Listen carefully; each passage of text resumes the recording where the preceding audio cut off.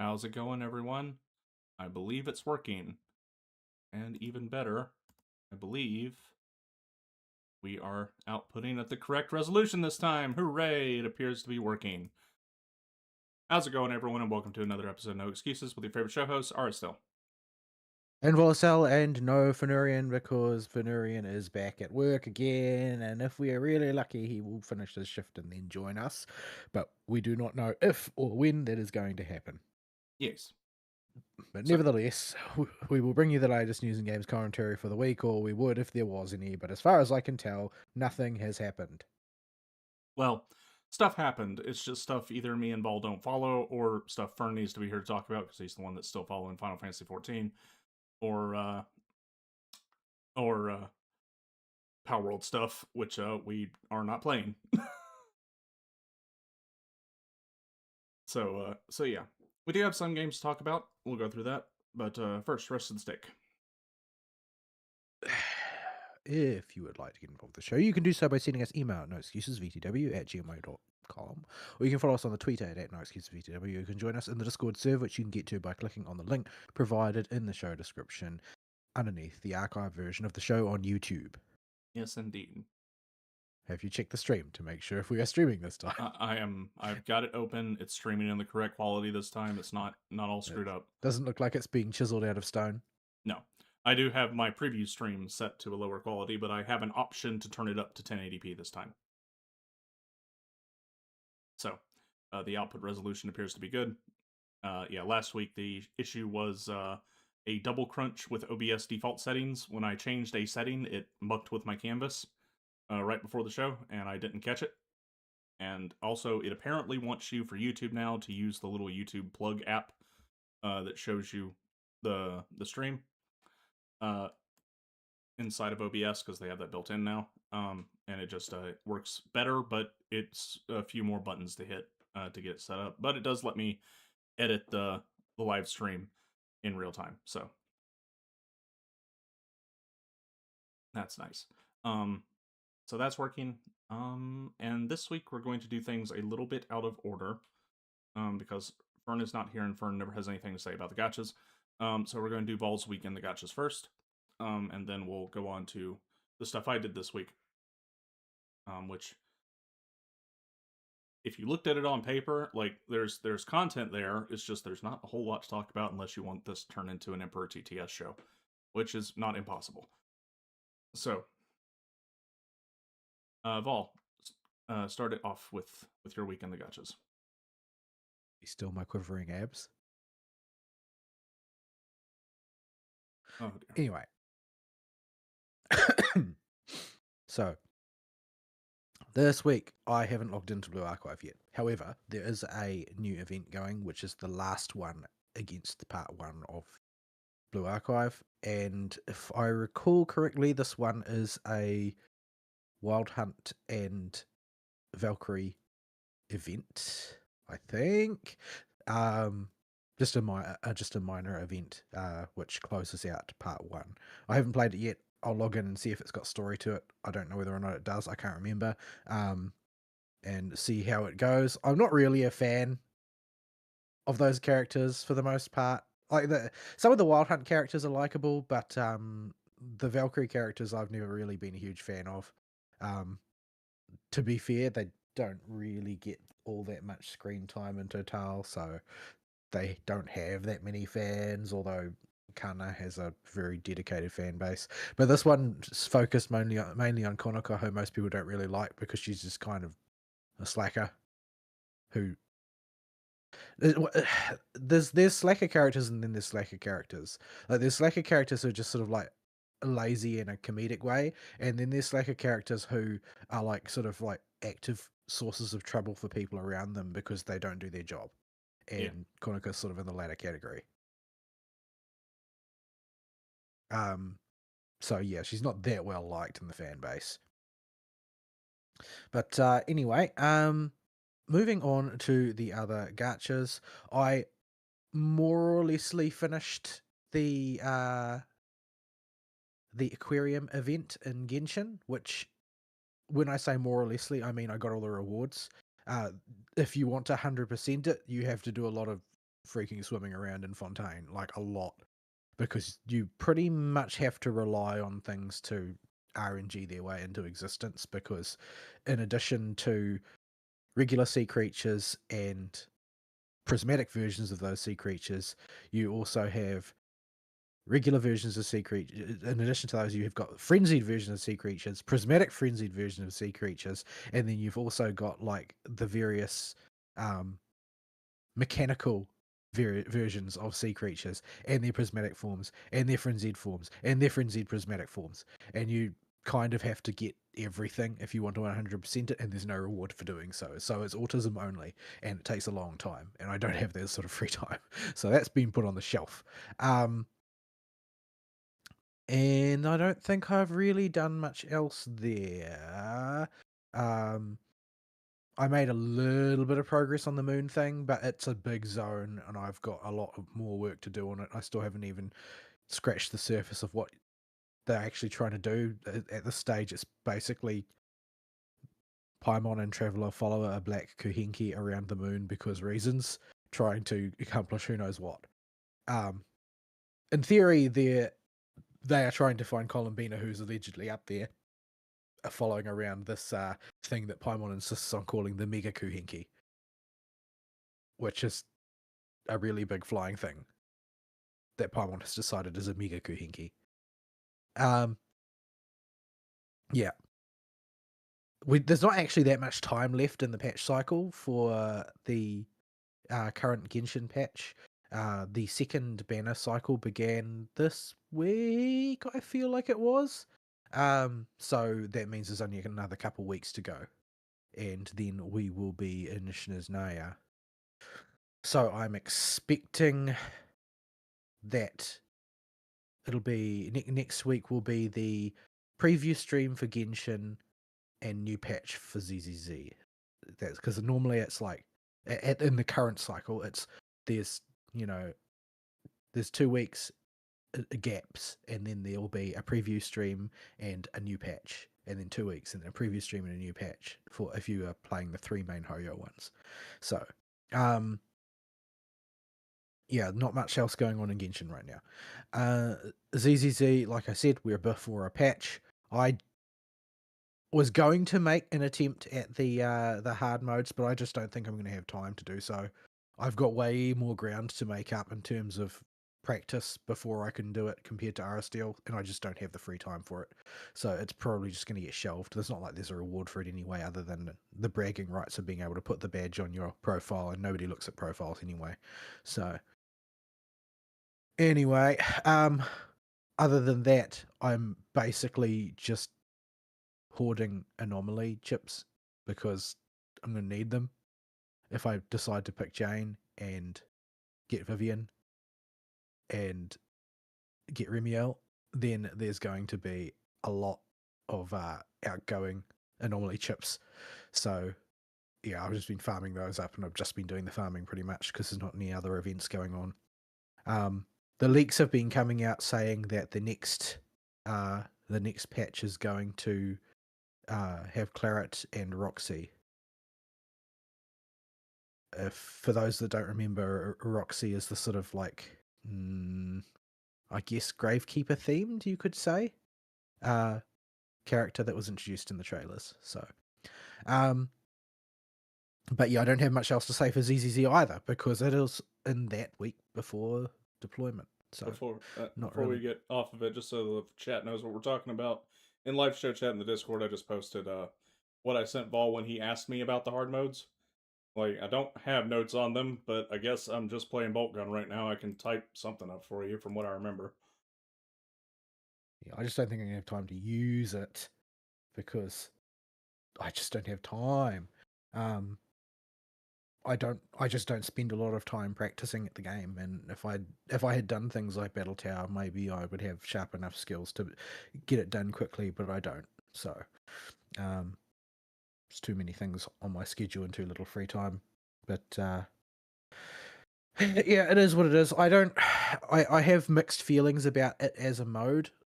Like, I don't really approve of just cribbing a tiny chunk of the roster as your approach to difficult content, because you're just, undoing the otherwise a strength of player expression by removing player expression.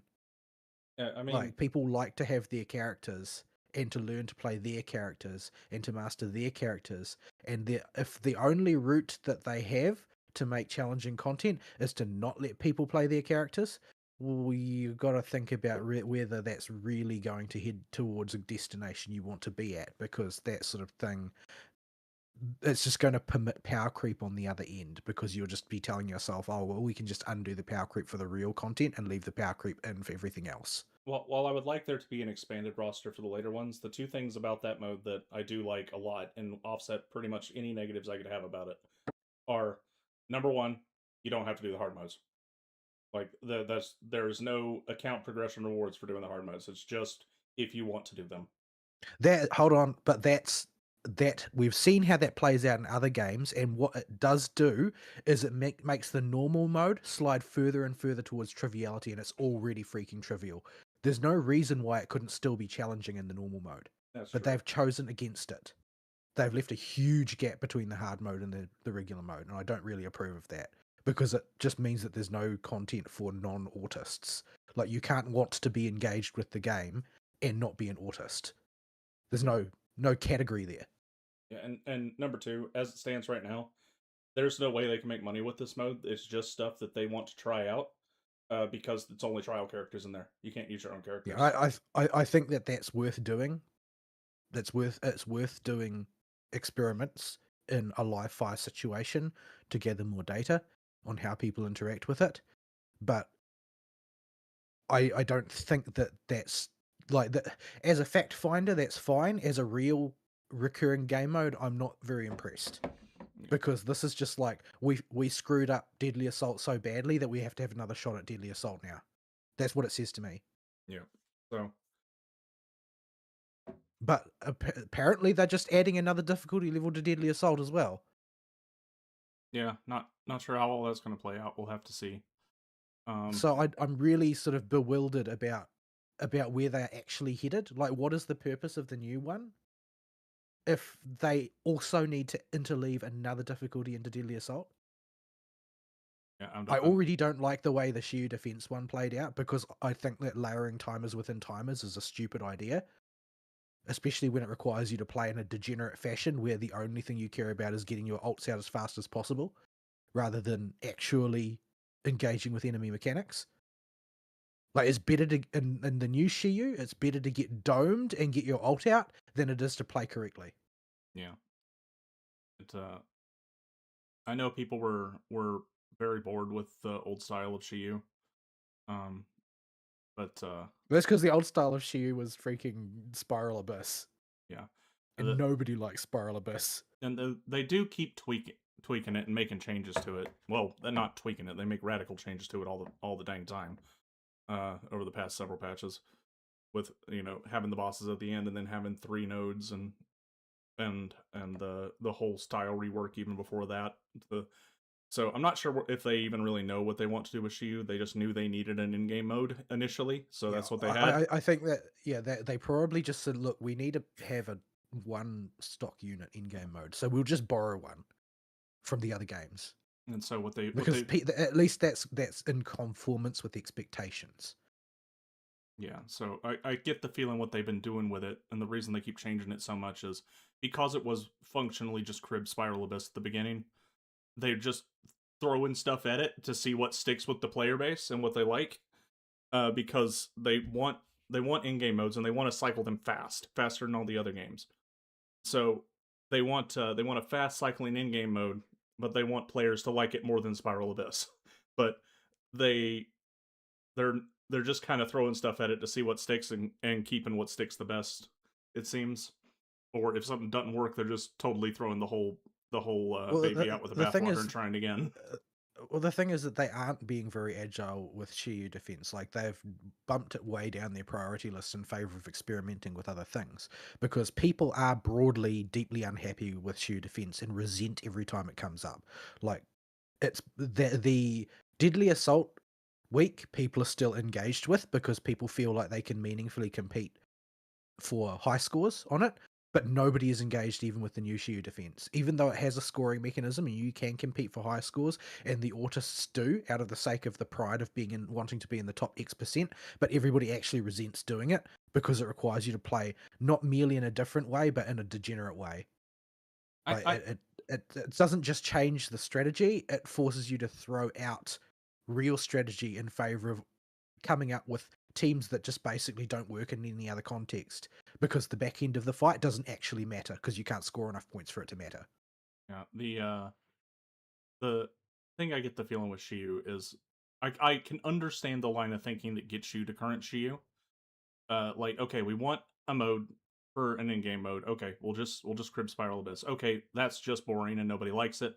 Okay, we'll update it. We'll stick deadly assault esmic bosses at the end because people like that more. Okay, that's just deadly assault again. Okay, we'll make it focused on the getting as much stuff early as you can to try and make players play differently, but still allow a high score mechanic. Like, I get that. The problem is your character's kits aren't built for that.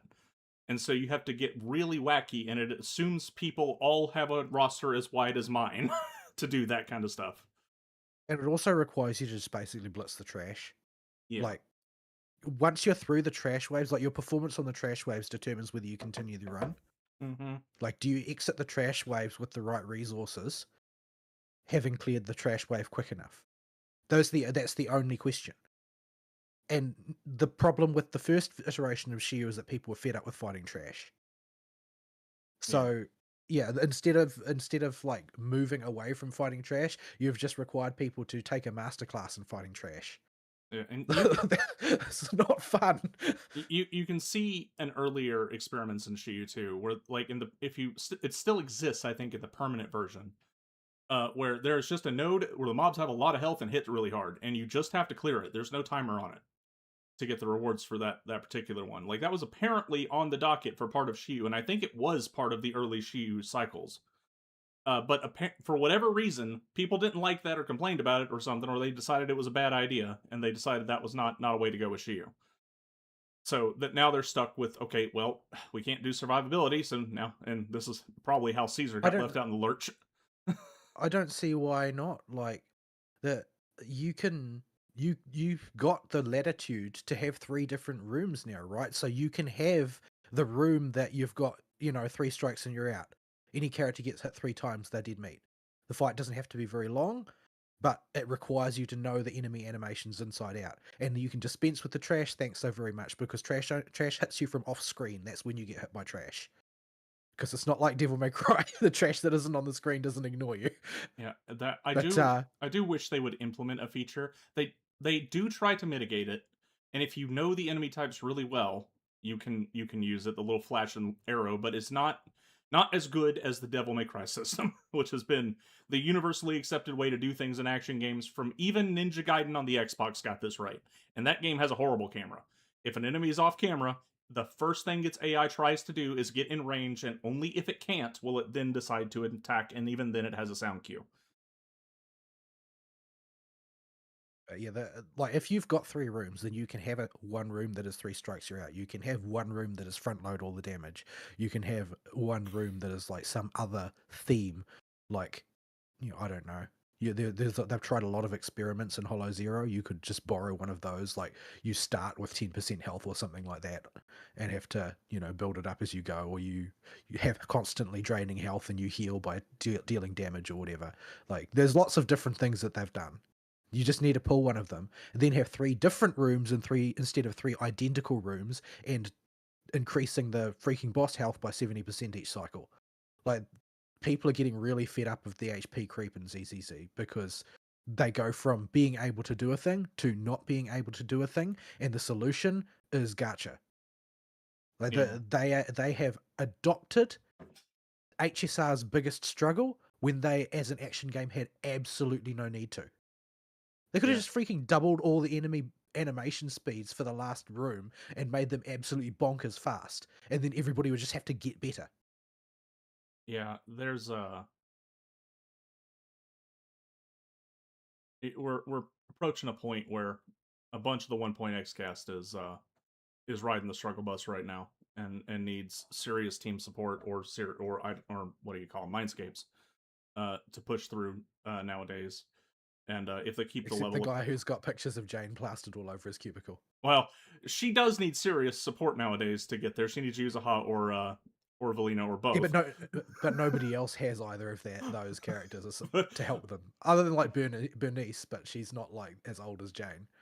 yeah, so but uh, but yeah, it's the 1.x characters are in a struggle bus riding scenario for a bunch of them.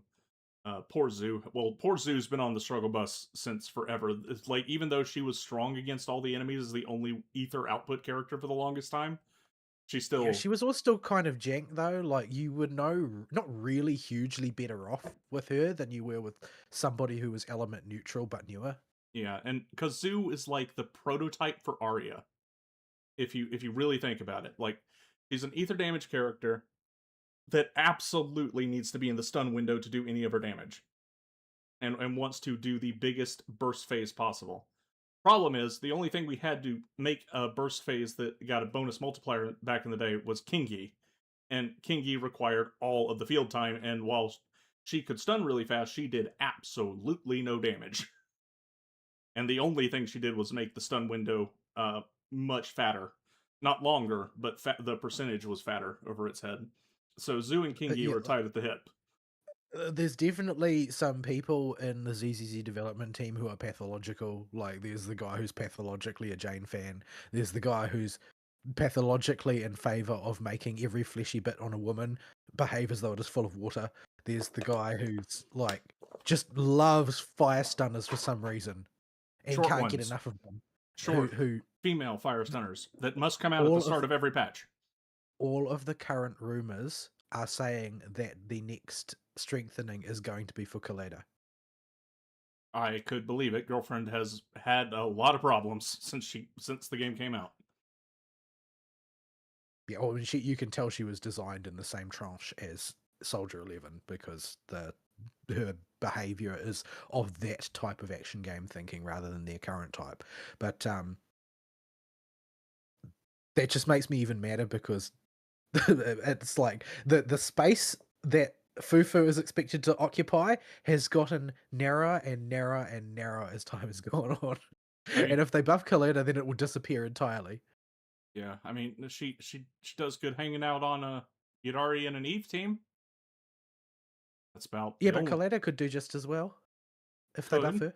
could That's Eve the thing. really likes having those extra decibels though, I guess that's true. I because mean, she does do that, and there's only a handful of characters that do. yeah, because Eve But often gets stuck decibel cap because of the way her wacky rotation works.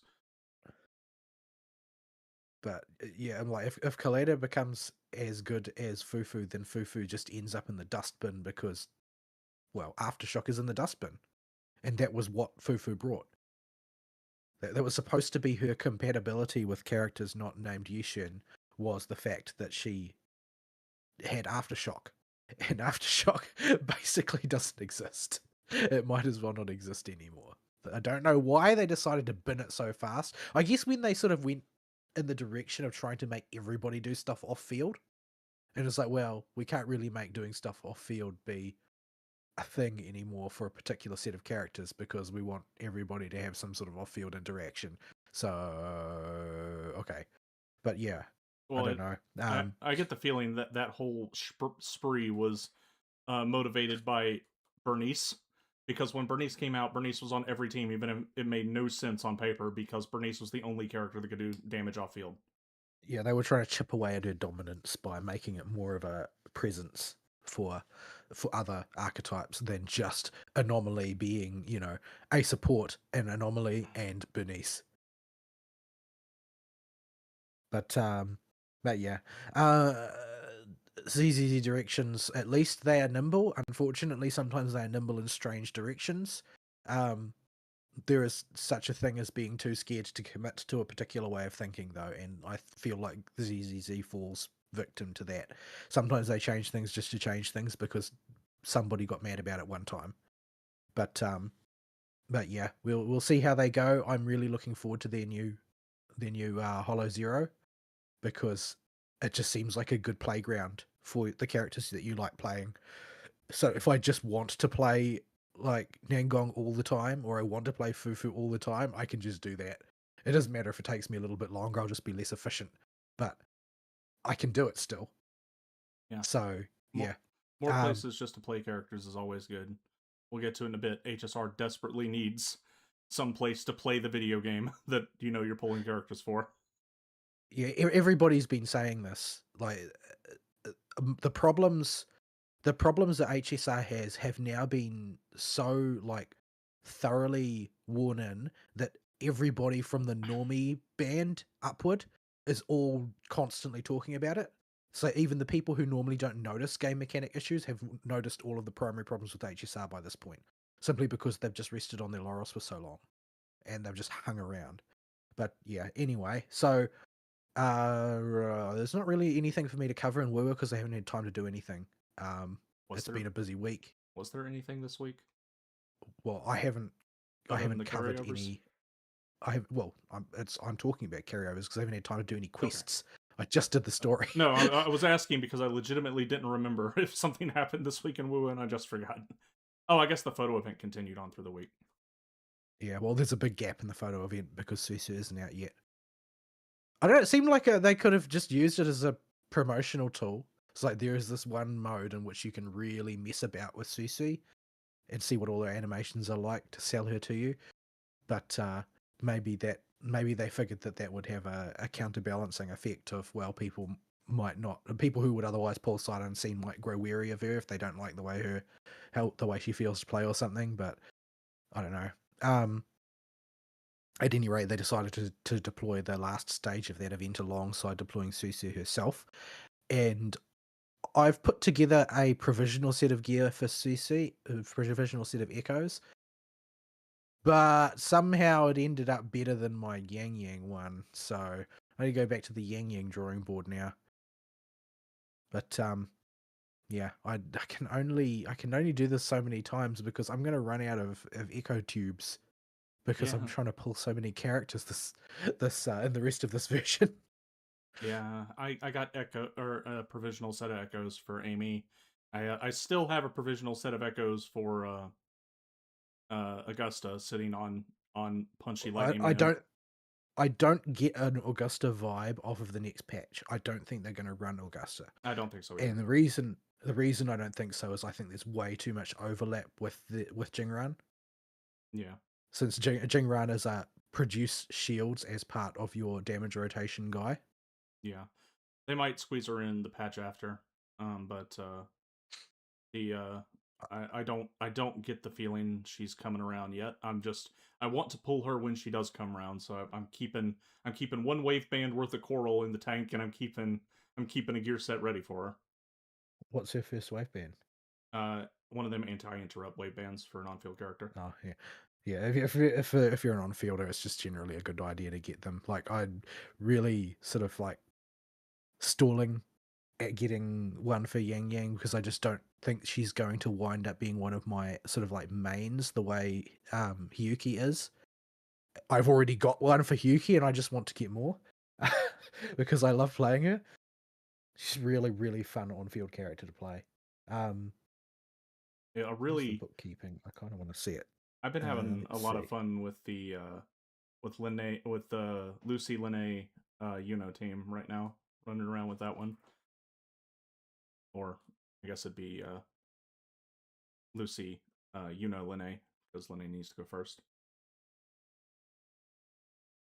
Oh my goodness, poor Camellia. You never asked for this, did you, girl? I was just looking at the whatchamacallit. The Full chart or the yeah, I was banner looking at chart. the banner chart to see like, You should post the I current one feel so we can feel bad for the girl in jail.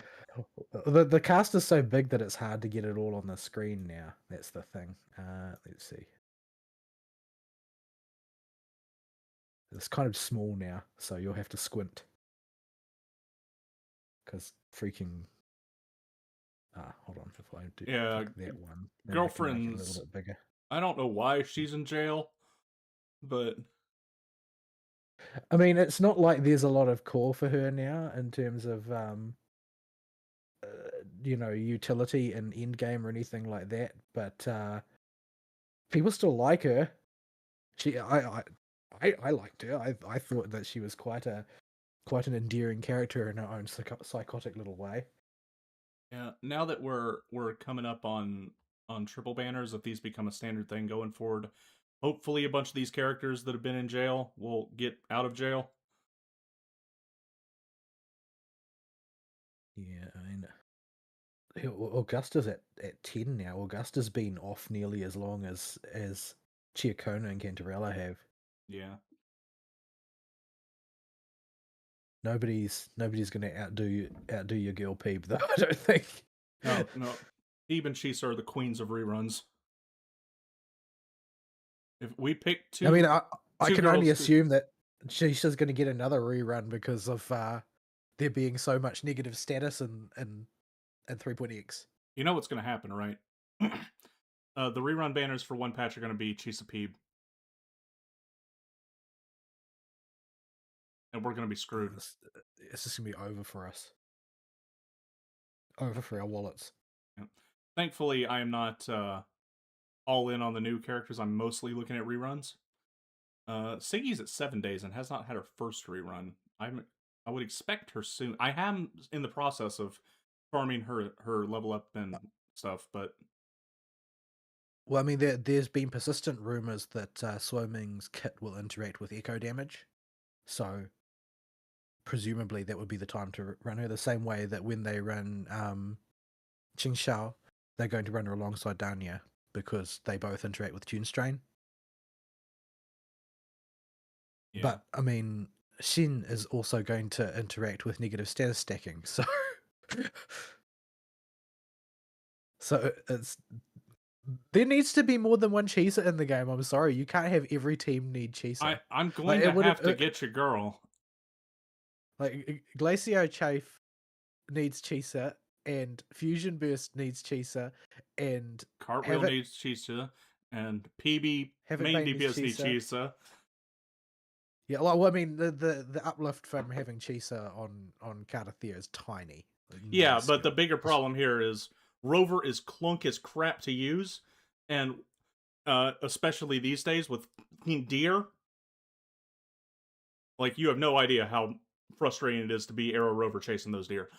Um, and Rover will eventually be needed by somebody else. And right now, my Rover's permanently in Spectro mode, and I just live with Shorekeeper as the third on the Cartwheel team. Because I need, if I ever want to bust P Bazani or just Peeb out and take them, they need Spectro Rover. I'm wondering what the difference is between Shorekeeper and Sui Sui on a Cardathea team, because Cardathea can't trigger some of Suisi's mechanics because Suisi requires consumption. But if you were to, I think at S1 Suisui will be adequate for Cardathea, but I haven't seen the math yet. If it comes out that's the case, because I'm gonna have to get a support for that team to replace the Rover slot, because Shorekeeper, the timing is too tight on the switchback to Shorekeeper, because sometimes Chia Pet just takes a while to get set up. Yeah, I've got Shorekeeper at S1, so I just stopped having that problem. Yeah, I don't have that option with Shorekeeper. And it just takes too long to get back to her in the rotation. And I always miss it by like a second and a half. But Yeah, I know mean, that feel. That's why I got her. That's why I got her S1 because I got fed up with it falling off every single time. All I had to do was like juke the wrong direction at some point in my rotation. It was over. yeah, because she lives on the Cartwheel team. The thing with Chia Pet is at S0, Chia Pet has no interrupt resist on anything, and Chia Pet can get in a position where she needs to do dodge counters to get tokens for her Forte. She's got to get her Forte out. She's got to get her skill used interrupting something. She would like to deploy one last clone before she starts singing. Like, this can take a little bit. Cartwheel's rotation is 12 seconds. Like, you are not going to take more than 12 seconds on Cartwheel to do anything. But that the time you spend on Chia Pet can just exhaust all the time you've got on Shorekeeper. And it also makes it so that you can't just not do the outro with Chia Pet, because that's okay with the Cartwheel team. It's not optimal by any means, but if you really need to push and you're doing well in like Whimpering Waste or something on a particular wave, just not doing the Chia Pet outro and just going straight for her ult. If you really want to hustle and burning waves or something when you got that up, you can do that, and that's a viable strat. You can't do that with Shorekeeper because if you are missing, if you miss out on the swap back to Shorekeeper, you're missing a ton of damage. Yeah. Anyway, there is some there are some rumored banners up, but I don't know. Like they've had a lot of very inaccurate rumors when it comes to banners In on. regards to your girl, how Which big one are you talking about? the one that currently has the translucent swimsuit? Um, Right. the how much of an uplift is her weapon versus uh a 4-star or a 5-star standard banner 5-star? I seem I seem to recall people going back and forth on it quite a lot. Like there was a tranche of people who felt like it was not worth it. I was in the category of like aesthetically, it's too important not to get. Um, but it basically it's only really that. Yeah. I think that it looks to me like a big uplift. That's what I would say. I think that you kind of need it. That, but I'm probably biased because it's Chisa. Probably not the right person to ask. But it's so like because it's all like super negative status conditional. Usually things that are conditional are very powerful. Yeah. Well, the two teams I'd be using her on are I'm the talking about in a total vacuum. yeah, Like when you put a conditional on something, it allows you to spend more item budget. That's the normal logic. yeah. So yeah, But yeah, I would say that the uplift is probably I'm thinking 25 to 30% over a 4-star. yeah, I think it looks to me very, very large. Like if you it depends on how much of your damage comes out as liberation. Um the more the more of your damage is liberation type, the bigger the uplift. yeah. So that would help Cartwheel, not so much Peeb's heavy attack. Yeah, it's not going to benefit PB as much. It's going to benefit her some, but there's like a pretty hefty amount of the bonuses because it gives you some flat attack, like in the team. Like most support weapons give you some flat bonus, which is like usually modest and usually in a stat that's already saturated. But the there's like 24% at max stacks of bonus resonance liberation damage and 24% all attribute, which kicks in at max stacks rather than scaling up to it. So when you combine those two in a team like Hiyuki, where Hiyuki shits out a lot of resonance liberation damage, and Amith does quite a bit as well. And when she's in fusion burst mode, she's is really a strong amplifier for her if you happen to have that many cheeses on your account because you need a ton of them, apparently, because every team needs it. It has a huge uplift for those specific teams that use both negative status and bet the farm um on whatchamacallit, on resonance liberation. In in some like theoretical team where like she's not as influential on the Yang Yang team, for instance. Like she is because her element personally aligns much more closely with Yang Yang. But you probably wouldn't need her signature if you are only getting her for a Yang Yang team, because Yang Yang doesn't really care that much about liberation damage. She does do some, but most of her damage is heavy. So she's only really benefiting from Chisa's extreme synergy and the all attribute bonus from her signature. She's not getting much out of the liberation bit. So I think Chisa's probably most replaceable on that team in terms of Chisa's weapon is most replaceable on that team.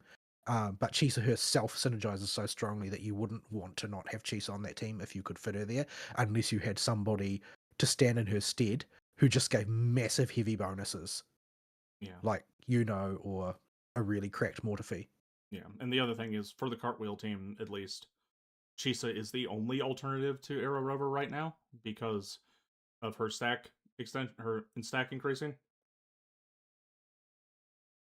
I think Suisui does that. Oh, then we might have two. I would much rather pull the blonde one, but if we have to go to E1 to get it, we might have to do some hard thinking. I am Yeah, really well, no, healthy in my pull currency, but E1, the S1 on Suisui removes a certain conditional that Kartathea can't fulfill. That's yeah, the advantage with that. yeah. So the I think it's S1 and not S2. I'd have to check though. yeah, we're at for characters we're at 40 almost 41,000 astrite, 23 pull orbs and 48,000 paid Yeah. or 4,800 paid currency. If I remember looking at it and thinking, oh, this is analogous to getting S1 for Mornier, where it removes the conditional from her behaving like Shorekeeper. Yeah, the one I Mornier is a great character that does a lot of things, but man, does she have the most you have to get this E1 of all time. Unless you're only planning to play her with strain and rupture teams, I guess. Like, you could do it, like, if you were planning to just run those teams, like, you were only carrying Ameth or Luke or Ching Xiao or somebody. I mean, if you really wanted to do that, you could do it. But yeah, like when I get Ching Xiao, basically Ameth is going to get benched semi-permanently, which is a shame because I like Ameth, but there is only so many Chisas, and my Ameth build needs Chisa because Linnea is busy with so many things.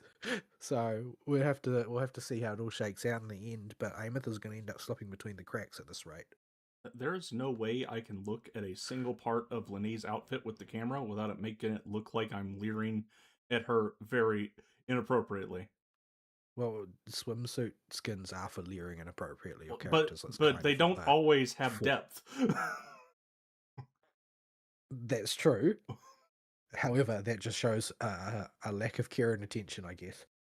I'm trying to get a look at the rubber ducky hair clip, and it's just like zoom in on her boobs. Anyway, yeah. So the rumors is it's going to be a 2 character and then a 3 character. So the next patch will lead with Ching Xiao and Danya. I already have Danya, thank the heavens, because I intend to pull Ching Xiao. And then the following one is going to be Jingran, Hiyuki, Mornier. And I have been conserving my resources to pull more Hiyukis because I want more wave bands for her because she's so much fun to play. I just really want more wave bands. And I don't. Mornier doesn't need any more help. Mornier's still godlike support. Tempting to get wave bands for Danya, but that's going to be a way down the track thing. If I really, really like the way she plays in the Qingxiao team, then I might do that. But we'll have to wait and see. Because honestly, while I like using Danya and she plays well in the Fusion Burst team, the Fusion Burst team just sort of tends to underperform a bit. There's just not like the only way to make it perform adequately, and it will only perform as good as standard tune rupture in a Mornier linear shell. The only way to get Fusion Burst to perform is to put Chisa on that team, and you putting Chisa on that team just means that she's not helping Hiyuki, and Hiyuki benefits to such an outrageous degree from having Chisa. Like but so if you're playing like in Whimpering Wastes or in State Matrix, not having Chisa on Hiyuki's team is just madness. You wouldn't do that At, ever. at, at least in State Matrix, they are bumping Shisa to two uses, so she can go on two Yeah, screens. so she can go with Yang Yang instead of Ameth at that point. Because Yang Yang outperforms Fusion Burst Ameth as well. Yeah, So it's just kind of rough. She's a popular girl as Chisa. People were mocking Chisa pullers when she came out. It's like, why'd you pull that character? The character's a brick. Doesn't do anything. Doesn't have a team that benefits. So yeah, Chisa turns out she's Bitcoin, not a brick. So but yeah. Um anyway, there's there's this really persistent rumor that sprung up from what I can tell. From what I can tell, the person who triggered the rumor originally was sort of talking tongue in cheek, at least partly. but there's this rumor has taken off like wildfire that that Wuthering Waves is going to cross over with Sword Art Online next year, It and it the person leaking it though like is highly questionable. while I would not be surprised because SAO seems to cross over with a lot of gacha games, Wuwa nowadays seems a bit high profile for SAO. Yeah, especially because SA has basically died on the vine at this point. Yeah, like Like it's there's not a lot to be gained for that unless you know they're planning to launch a major new SAO property next year as well. Then I yeah. could sort of see the case for it. I mean, Like the whole crossover with Woowa, like partly it was because of the love of the team, the Woowa team for Cyberpunk, but partly because you know the Cyberpunk team had a reason to drum up interest in their new season. So yeah, SAO's been kind of dead in the water for a while now.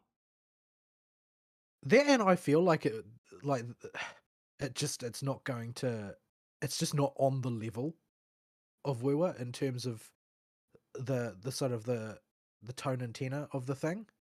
Yeah, Because what we have in Woowa is sort of like an ongoing, evolving story, and what you have in SAO is a long and storied history now of Kirito defeating everything by having protagonist power. mm-hmm. Like, and like Lucy and Becca were surprises, and I really like Becca as a character. Well, they But both lost in their original property for a yeah, certain definition of lost. So yeah, they don't enter into a new world with a given that they're already going to win. yeah. But like they would do Kirito and Asuna as the crossover characters. Number one, Kirito's protagonist. Number two, he's a Nicky boy, so he's off the list. Asuna is boring, and like they had one arc where she was interesting, and then they forgot about her again. And then the whole series has been terrible, pretty much. like, like I was pleasantly surprised with a lot of aspects of Cyberpunk for an IP I previously had no interest in because we was crossing over with it. But I already am exposed to SAO and already don't like it. There's no way to go in and be pleasantly surprised by that Like franchise because I already am I like I'm presume done. I presume that the rumor took off because it's simply you can. It is easy to imagine translating it over mechanically. Yeah. I think that that's probably the main reason that it latched in people's minds so readily. But like, it's not like the thing is that they would cross over Kirito and Kirito and Asuna are the two worst characters in the franchise. That's the Mm-hmm. thing. Like, literally every other character, including Kirito's cousin, is more interesting than Kirito and Asuna.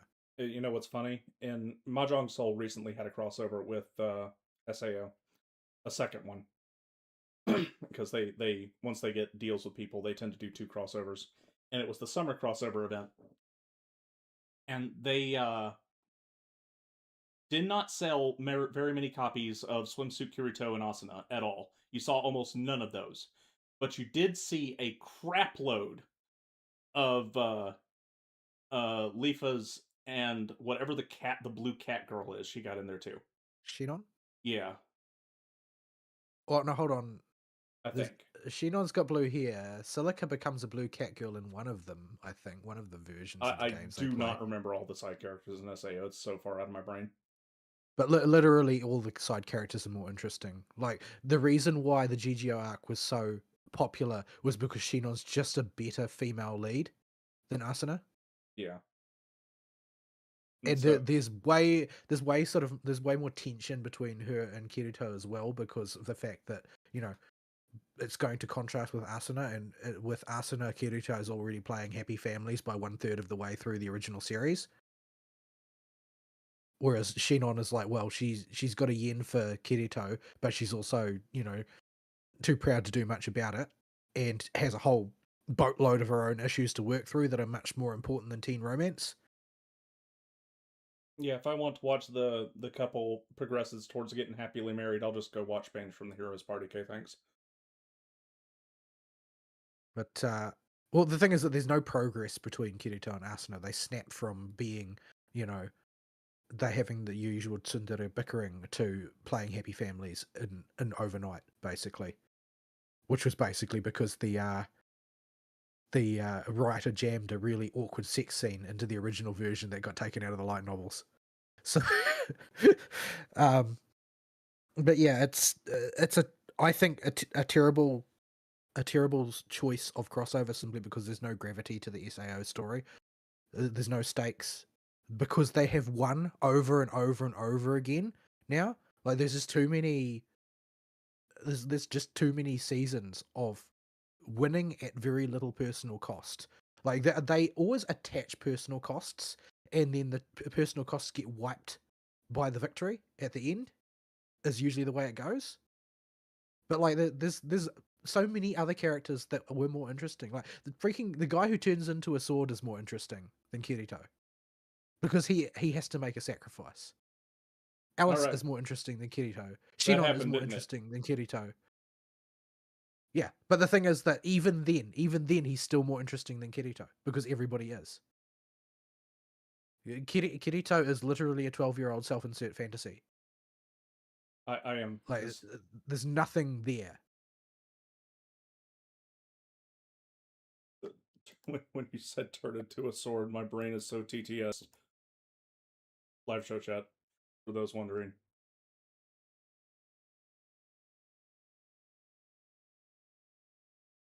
I just teleported To where? in a straight line.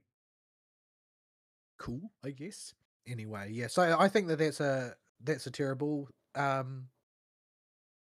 terrible Eh, crossover to pick. But they did solicit suggestions for who to cross over with in some versions of the player surveys. I didn't get that question.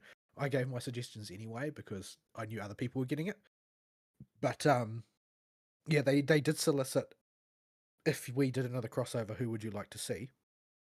Um, but I've seen what other people put as well when they showed it off on social media, and they always just put the flavor of the month.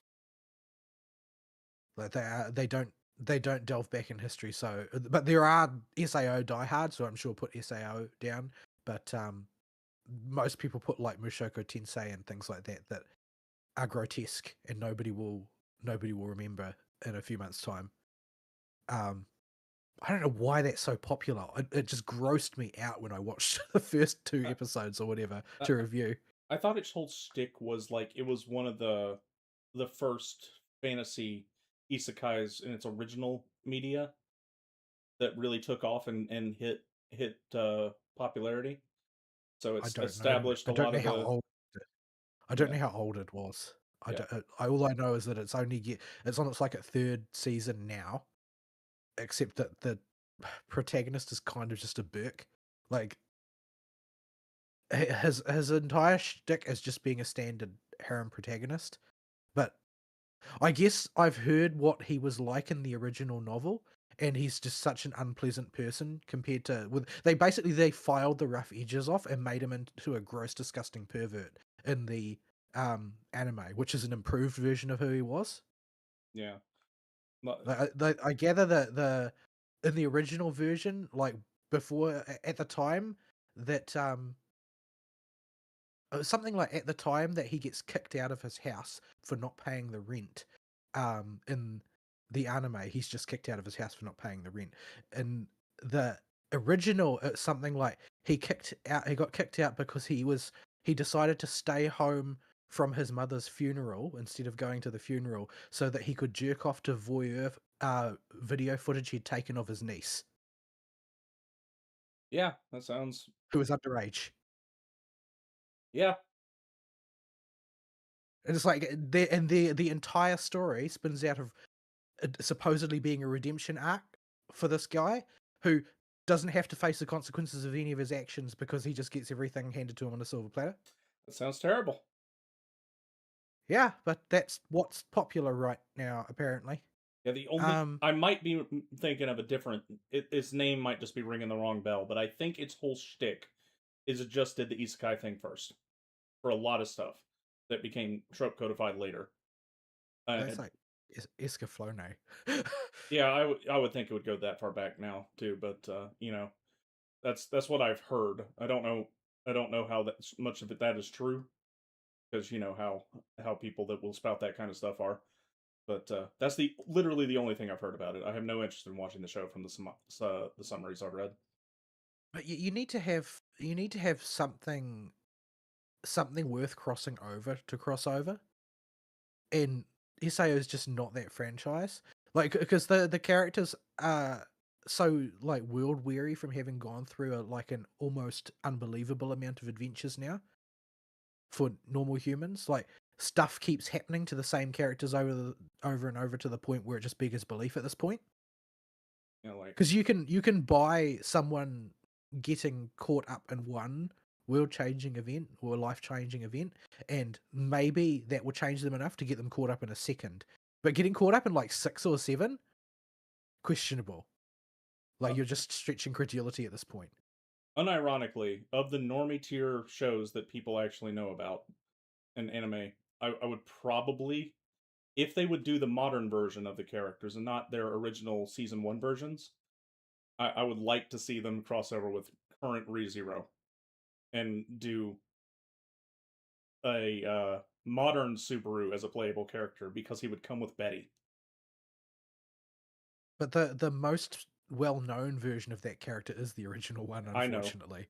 I know. That's what they would see as getting buy-in. Plus, Yeah, he's got no abilities for the greatest portion of the story, doesn't he? he still Other does. than talking He still doesn't. and dying. That's why he would come with Betty. Because of the way he gets around this thing, it's still a huge handicap for him because he still can't fight by himself. But this is a spoiler for season two. But basically, a big part. Is that what they call her in English? Because when you say that, I think Byaku. Yeah, Bayako. They still call her Bayako in English too, but Okay. they're instead of like whatever super nicknames or they call it, he nicknames her Betty. Oh no, that's Puck's nickname for her in English. But Subaru calls her Bayako. But I only he know her from Isekai Quartet. yeah, Subaru basically has to make a contract with her to get her out of the library when straits get dire, and she has to leave or everything's going to fall apart.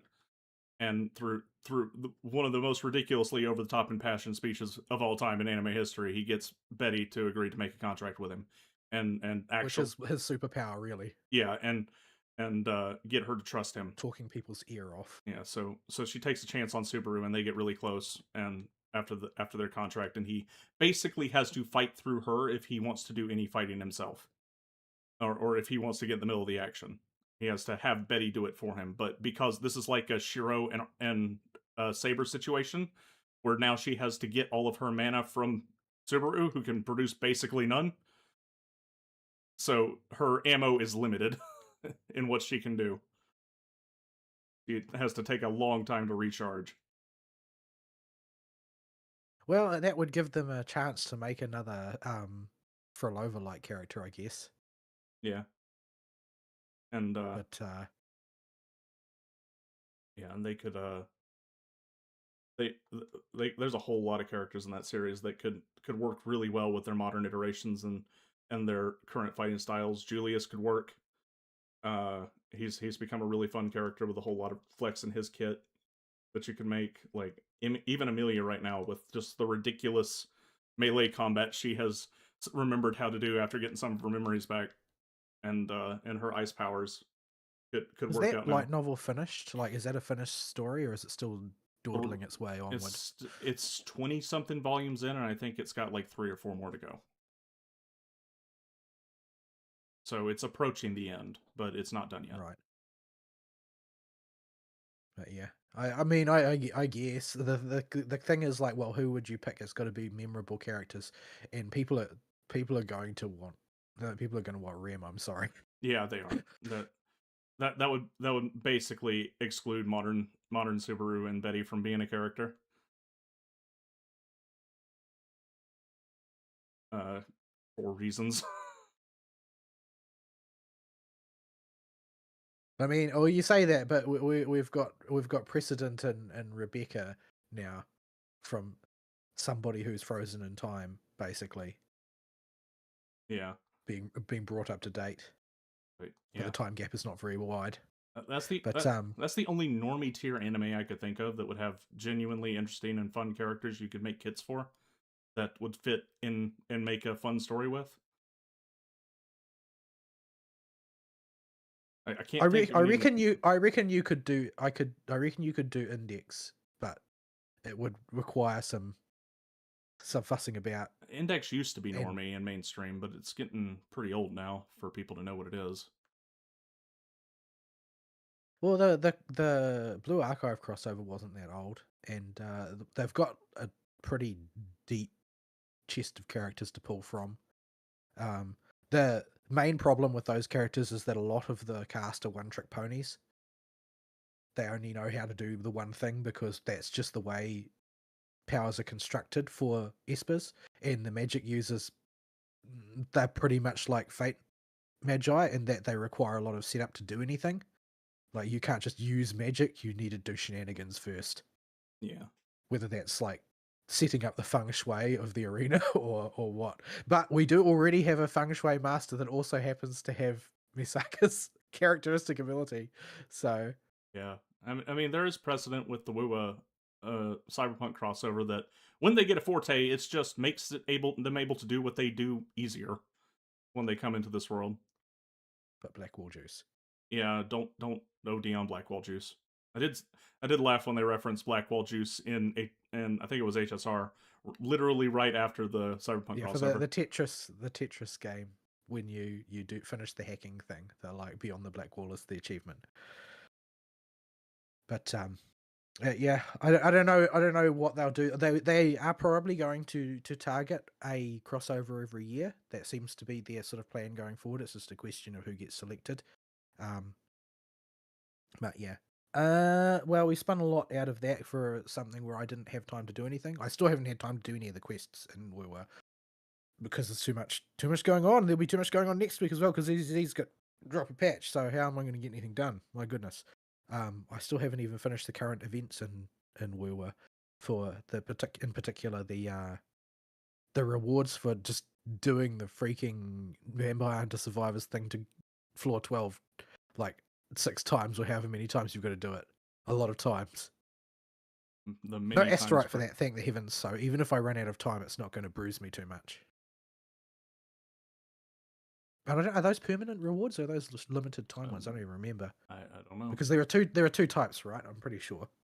I'm pretty sure that That there are some that are classified as. that sounds like it would be a permanent reward. Let me pull the events tab. Yeah, I'm not actually we sure. We are actually in this video game, so we can check. In theory. But yeah, I actually like that mini game, and I would be happy to play it for fun if there was anything like free time to do it in. But yeah. What the heck is that flipping event? Lament Recon. I think that's what it's called anyway. I could be wrong. Standard rewards. Survive 12 wave. That's a permanent reward for survive 12 waves and finish with the finalize the stage in Nightmare Last Stand with 6 resonators in total. So I can do it any old time then. No need to rush. No need to worry. Nope, just do it for that one. And like once. So as long as you get to wave 30 once, you'll get I've cleared it twice. I cleared it with Danya and I cleared it with Yuki. So yeah. I know as I mentioned last week, I actually like that mini game. I think it's really fun to play, fun and relaxing to play. And there's a certain amount of like stuff to try out and build diversity in that built into it. Like, you know, it's a reasonably solid type of Vampire Survivors clone. Yeah, I wouldn't mind. Perfectly acceptable. I would honestly be okay if they recycled the event like every 4 patches or something and just bolted on more characters and more weapons and stuff. I'd be happy to see it come back because I don't resent doing it the same way I resent playing Tetris for the 50th time or resent being forced to play freaking Bejeweled on HSR or whatever. Like, there are things I don't want to do, but there's enough there's enough of the characters that I like in the characters that you play in Lament Recon that I don't mind doing it because I can still, I want to see how my favorite character plays in this. Like, that logic still works. Yeah. Whereas in the frickin' fruit game, like, there's no relationship between how Firefly might work in a fruit game and how Firefly might work in HSR proper. The only It's not a thing, thing. the only good thing that came out of the Bejeweled thing was we got to see all the cast get forcibly turned into origami birds, and comedy ensued. Yeah, that was, you know, back when they actually bothered to do some story Yeah, didn't bother along with with it the this mini time. games. I need to step out of the room for a second, so keep yapping. Oh, that's not fair. I need to go to the bathroom as well. But anyway, yeah. So I like Lament Recon. I don't resent it. I want it. I would be happy to see it come back. I know that there are lots of people who really like the photography event. I don't resent that coming back either because it's quite low effort, and I did sort of end up getting a little bit captured by the event when it asked me to do Chisa and Hiyuki, and it's like, well, maybe I'll put like at least a 1% more effort in this time because I like the characters. And that I only had to put 1% more effort in because they really they really make those characters sort of like it's very easy to make them photogenic. There's no effort required to accomplish that. Um I did like how the instructions seem to be much clearer this time around. Some of them are yeah, still. I know what I can understand that they were trying to make them ultra vague last time because they thought that, oh well, the game will be that we will be vague about what they want and people will have to experiment to find out what the target is. But no, that was just frustrating because they weren't able to adequately express what they genuinely wanted. But this time they're a little bit better at that, but they still kind of use language that doesn't really make sense Yeah. sometimes. Yeah, whenever a character has an alternate mode in particular, they'll use the full name of the alternate mode, and they won't always be clear on if you need to be in the alternate mode to get the photo. Lene and Danya were pretty bad about this. But, if it says do 3 normal attacks and it doesn't happen in the normal mode, when you go into their other mode and do it, and whatever you're doing happens, okay, that's the one. So it's a trial and error of one error, and then you do the other one. Yeah, I mean, I can't actually post any of these in the show chat because I don't have Nitro, because they really let you go to town on the quality of the shot. So they're all really fat files. Do I have any of the small ones before I forgot to turn the Yeah, I've got a couple that I took before I actually bothered to Oh, they're not good ones though. I do have a couple that I took before I remembered to turn up the resolution on it that are quite small. There's way too much bloom on that, my goodness. Doesn't matter, it's got Chisa in it. We'll put that one up. It's too bloomy though. That one's small enough to upload. But yeah, the characters just look nice in general in Woowa. I don't know how There's you no can effort tell with required how to much make them pretty. bloom you play with. Holy I like crap. bloom. I mean, Chisa's particularly bad for bloom. Like if you see the shots of Hiyuki, she's nowhere near as bad, but it's just Chisa's skin color. It hits the bloom threshold and then goes nuts. See, I didn't change any settings between the one above and the one below. yeah. Your It's just Chisa, Chisa. your Chisa looks pale, but not that pale. She's just got fair skin. That's all. Do you happen to know anybody that pale? Because I know one guy who is that pale, I and know, when he goes into the sunlight, it is like there's a bloom effect. like, He just reflects so much freaking light. I was very pale in high school and one of the palest people I knew. But, like, I don't, like, I just started working outside Well, more and no, that the complexion guy ended. the guy that I'm talking about regularly had people ask him if he was actually albino. He's Yeah. not, but he had very fair hair and very fair skin, and sort of like very pale blue eyes as well. Yeah, no, I don't know anybody that pale. And when somebody like that with very pale complexion goes out in the sunlight, it does look like there's a blue effect. It's very strange. Yeah. People But people did used to call me the Glampire. Unfortunately, I do recall that as a thing in high school, back when the Twilight movies w- were new. well, I mean, the thing is that you had the same haircut as the lead, and there's something about the leather jacket that you owned at the time. Yeah, there's that. But yeah, anyway, so we'll leave where we're there. Um, so HSR is the next port of call. Um, I cleared the hacking event last week. It was bland. I had some very, very primo engineering down the bottom of my tower on our co-op run, Yeah, which somehow didn't topple over, yeah. despite the fact that it was like not remotely geometrically aligned. Trained engineers JPEG.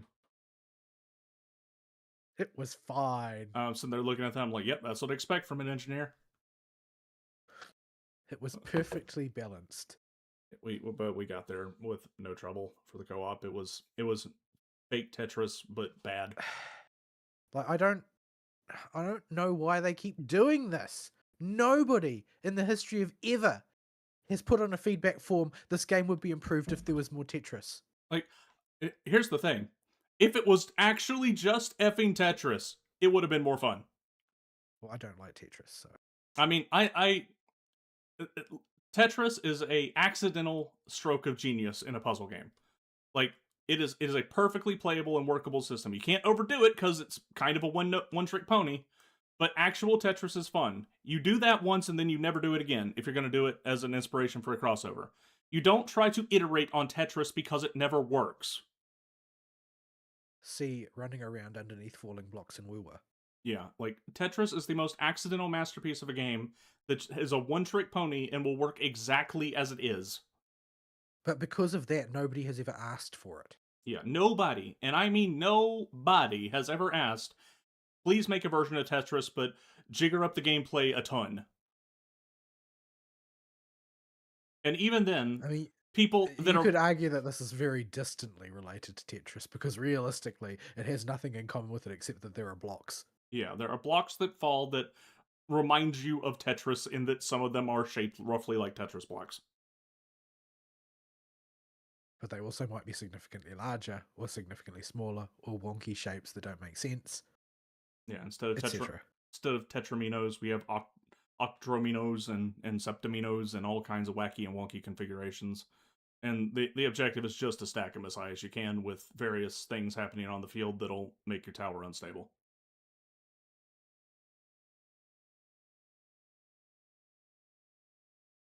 Yeah, I did that. It was a thing. There was basically no story. That was It, a thing. Like the whole purpose of the event, narratively speaking, was to bring up Aventurine and the fact that he had to do this photo shoot thing on the next world that we're headed to, so that he's got a reason to be there when we arrive next patch. yeah, I'm not gonna lie, I zonked Presumably, out. we arrive next patch, because as far as I can tell, Plan Arcadia is still about to fall into the abyss. Yeah, like not gonna lie, I zonked out on whatever the little robot was saying about 3 cutscenes in. I did not care. I don't know what the little robot was saying. I just happened to notice that Aventurine was mentioning this photo shoot that he had to do and he couldn't get out of, which just happens to be at the location we headed to after Plan Arcadia. So yeah, it's a little bridging event. Don't know why they decided to do this. I think that they just like we'll just shit out another event that nobody gives a toss about. Like, I don't know why they keep doing this. Like they get no praise for it. Nobody ever says they like these events. I've never seen anybody praise one before.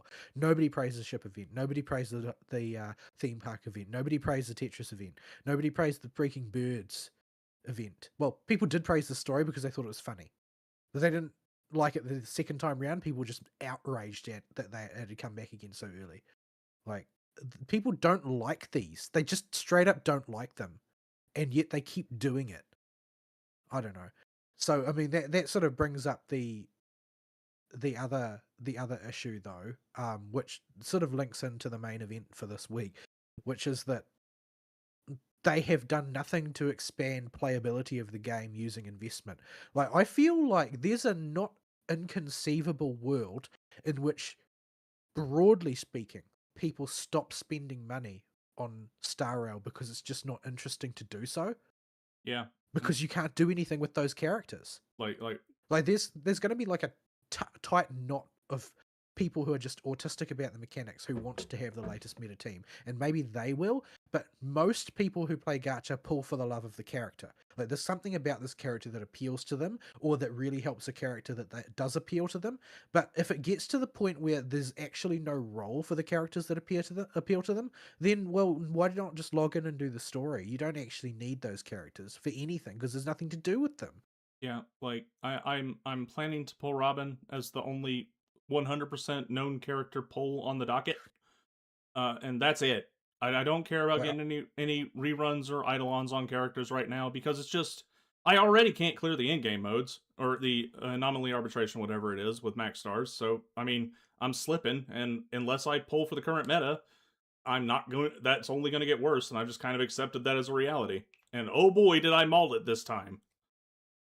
uh, it's just it seems like they're being strangely reckless, and I think it's just that they've earned too much money over the course of history, that they think that things will just naturally carry on forever, which is, this is how empires fall, sort of thing. But yeah, it seems like a nonsense that they're carrying on with this. You don't need to do anything with your characters. Don't worry, it'll all be fine. I don't see how that's sustainable because people don't need them to enjoy the game. The only thing that they do is end game, and the end game only exists in order to get you more. Number one, to give you something to do with the characters, in order that you can get more characters. And that particular self-fulfilling loop is only going to work for a tiny handful of people. And the rest of us are going to eventually be like, you know what? There's actually no point in bothering because you haven't given me anything to do. At present, at this immediate instance, as somebody who's sort of plugged into the discussion sphere, the very, very periphery of the discussion sphere of Star Rail, the pulling impetus has shifted to pull the characters I like to play with in currency wars, not pull the characters for the meta teams or pull the characters to play in the game proper. No, it's about, oh, I like using this particular character in currency wars, so I'm That just going to get more eidolons for them. that was 100% my reason for getting Evanesia.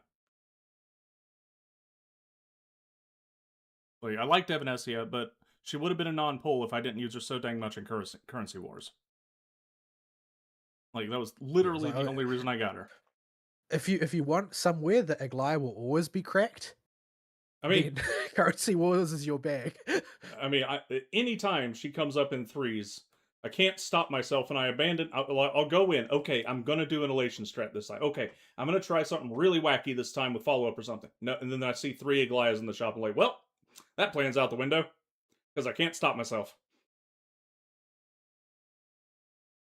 Yeah, that should be a warning signal to the devs that, like, people are hungering for a way to use their characters, the ones that they feel are theirs, that they have ownership over. Like, they want that, and they don't just want to be, pushing them through the standard in-game modes over and over again. Because for a lot of people, that's just not accessible. Like, if even Aristeel can't do it with a relatively well invested, sort of like, dolphin level to some extent, Definitely mini battle horizontally built passes. account, Yeah, definitely mini battle passes and quite a few star rail passes for the little 90 per day or whatever were required then to get it to that level. then in that context, that means that there's going to be a pretty substantial portion of the population who literally have nothing they can do with their characters except use them in currency wars.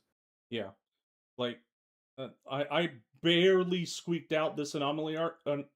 What's the boss one? Not the super The, in game one, but the one that Apocalyptic Shadow. Like I squeaked out max stars on that this time because one boss shield Aglaya. yeah, I had the only boss that was shield for me was the easiest one, so I had to push a rock uphill to get my way through it. My goodness, I had nothing to help me. It was rough. I got there, and then I managed to improve my score on the second attempt at going through it by rearranging my teams because I decided for some reason that I was hell bent on using Sparksy Hypercarry. Because it's like, well, this is the last chance to use Sparksy Hypercarry because once Rin comes out, Sparkle will be bolted to that team and won't be available for Sparksy Hypercarry anymore. So that was the sort of the last hurrah of Sparksy Hypercarry. Um, but yeah, it was tough even for me, and I have a deeply invested account with heavily vertical characters across several teams. Yeah, And it's like like, well, this is tough. I know that a really experienced player would just say, "Oh, we just spend 100 more hours farming relics so that you can get speed tuned ones." Yeah, no, no, thank you. I don't have that sort of time. yeah, no. Most people are not simply do not have the raw amount of dollary dues in real life that you would need to spend on the amount of fuel required to farm relics. Like this before this patch, because I had not done any pre-farming for Gilgamesh or Ren, I had like 95 fuel stocked up. And I just left it on my other monitor and was burning fuel on the stupid ass. Oh, what's that node called? The one with the quantum set on it. Oh, you did that one? Uh huh. No, I wrote that one off from the get go. I decided no, Sakados Mines. Sakados Mines is the efficient place to go. That's where Rin's going to get geared from Yeah, I because did. I've got Sakados Mines off cuts for days. Sacratos mines are Like cursed. Good gear doesn't exist, and the few pieces I've got that are good are all spoken for. no, you need to play the mind games, man. You need to be absolutely dedicated to farming your Sakados set for a support so that you get really good cast offs on the DPS set and vice versa. I see. Not as cursed as the freaking Tribi set, though. That I've set, already I've already got like 3 or 4 characters that are fully geared with solid Sakados pieces, and none of those characters are usable with that set right now. So I've got a big pool of pieces to pull from for gearing Rin. I haven't had time to sit down and do it yet, but because Archer used to run Scholar, and Anaxa runs Scholar, and Herta runs Scholar, but I only use Anaxa for the Herta, and the Herta is completely unfieldable right now. Like, she's just fallen way, way behind because her supports are way worse than every other character in the game who plays her role. So, and everything weak to ice seems to be Remembrance Shield right now. yeah. Well, the Herta's a real puzzling case because as a character, I adore her. She's one of my favorite characters in the entire story because she's so shamelessly arrogant but has the actual ability to back it up. She's sort of like a female Gilgamesh, I guess. Um, Well, we got to see that. but that was hilarious. It just made me love her more. But the the thing is that her kit, like her multipliers, are actually through the roof. Like if you look at the way her numbers stack up in her actual kit, they're crazy high. Like she should be a monstrously powerful character. She should be dominating pure fiction every single time. Except she's not. People don't even take her to pure fiction anymore, because there's no supports that make her stronger. Her supposed teammate. I pulled Anaxa, breaking my normal posture of not pulling penis havers, because I liked the Herta so much and I wanted to play her more. And Anaxa's kit looked like it was built around supporting her, but it turns out in practice it's only giving her stats that are already overloaded, and he does nothing for her other than that.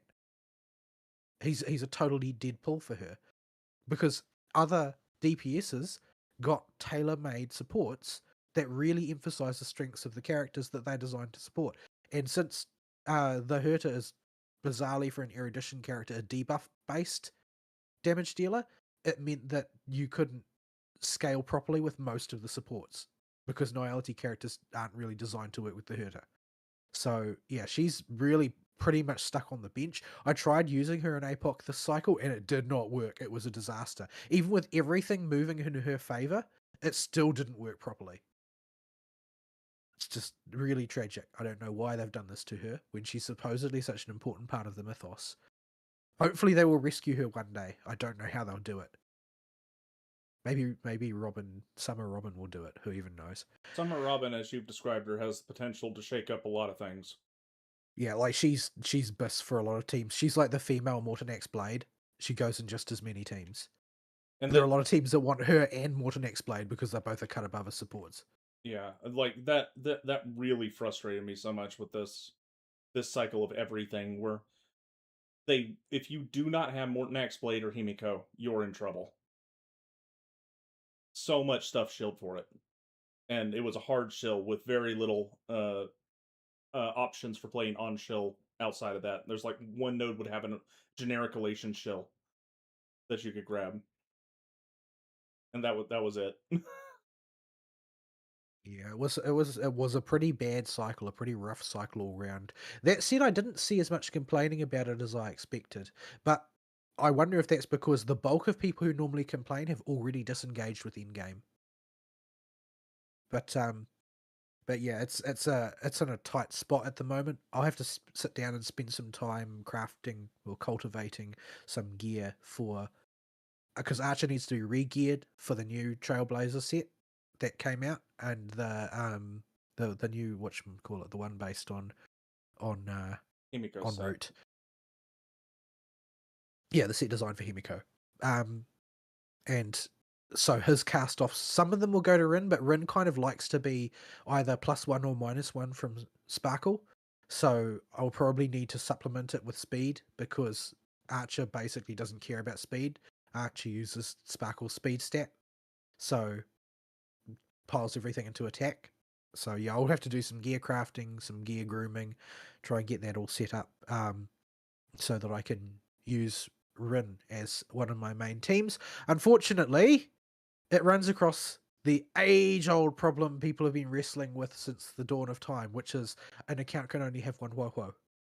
Been fighting this battle from the beginning, even before energy regen and energy batterying was as dominant as it is right now. Like, girlfriend just is a workhorse. There is no harder worker in the HSR roster than Wopo. She is the Linnea of Wopo.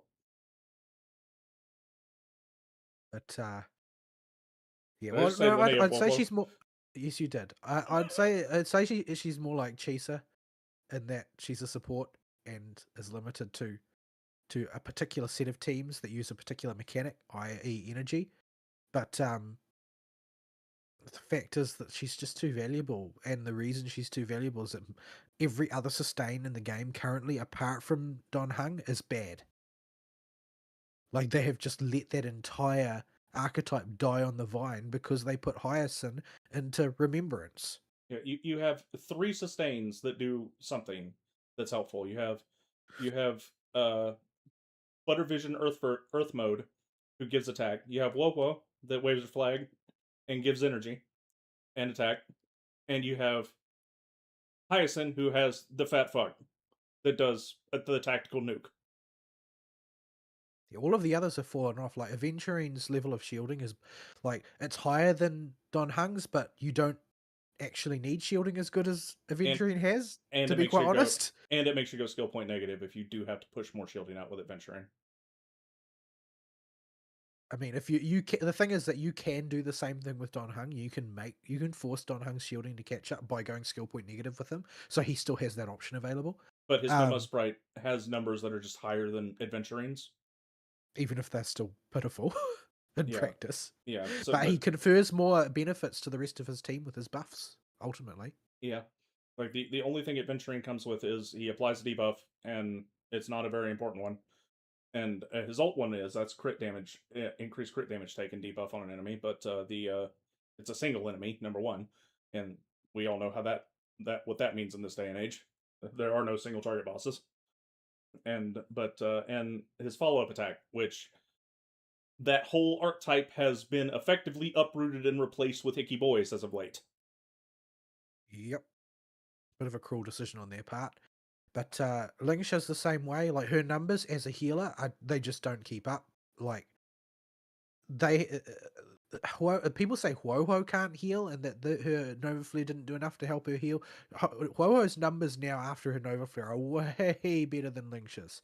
Lingsha can't keep a team up in a lot of cases. And Because if you remember, she's a healer. She doesn't have EHP like Aventurine does, so she can't even fill that niche. Plus, her main archetype, which is Break, is basically obligate sustainless at this point and because that's the only way you can push out the numbers required. So you can't fit Lingsha in the team anyway. And follow up is follow up.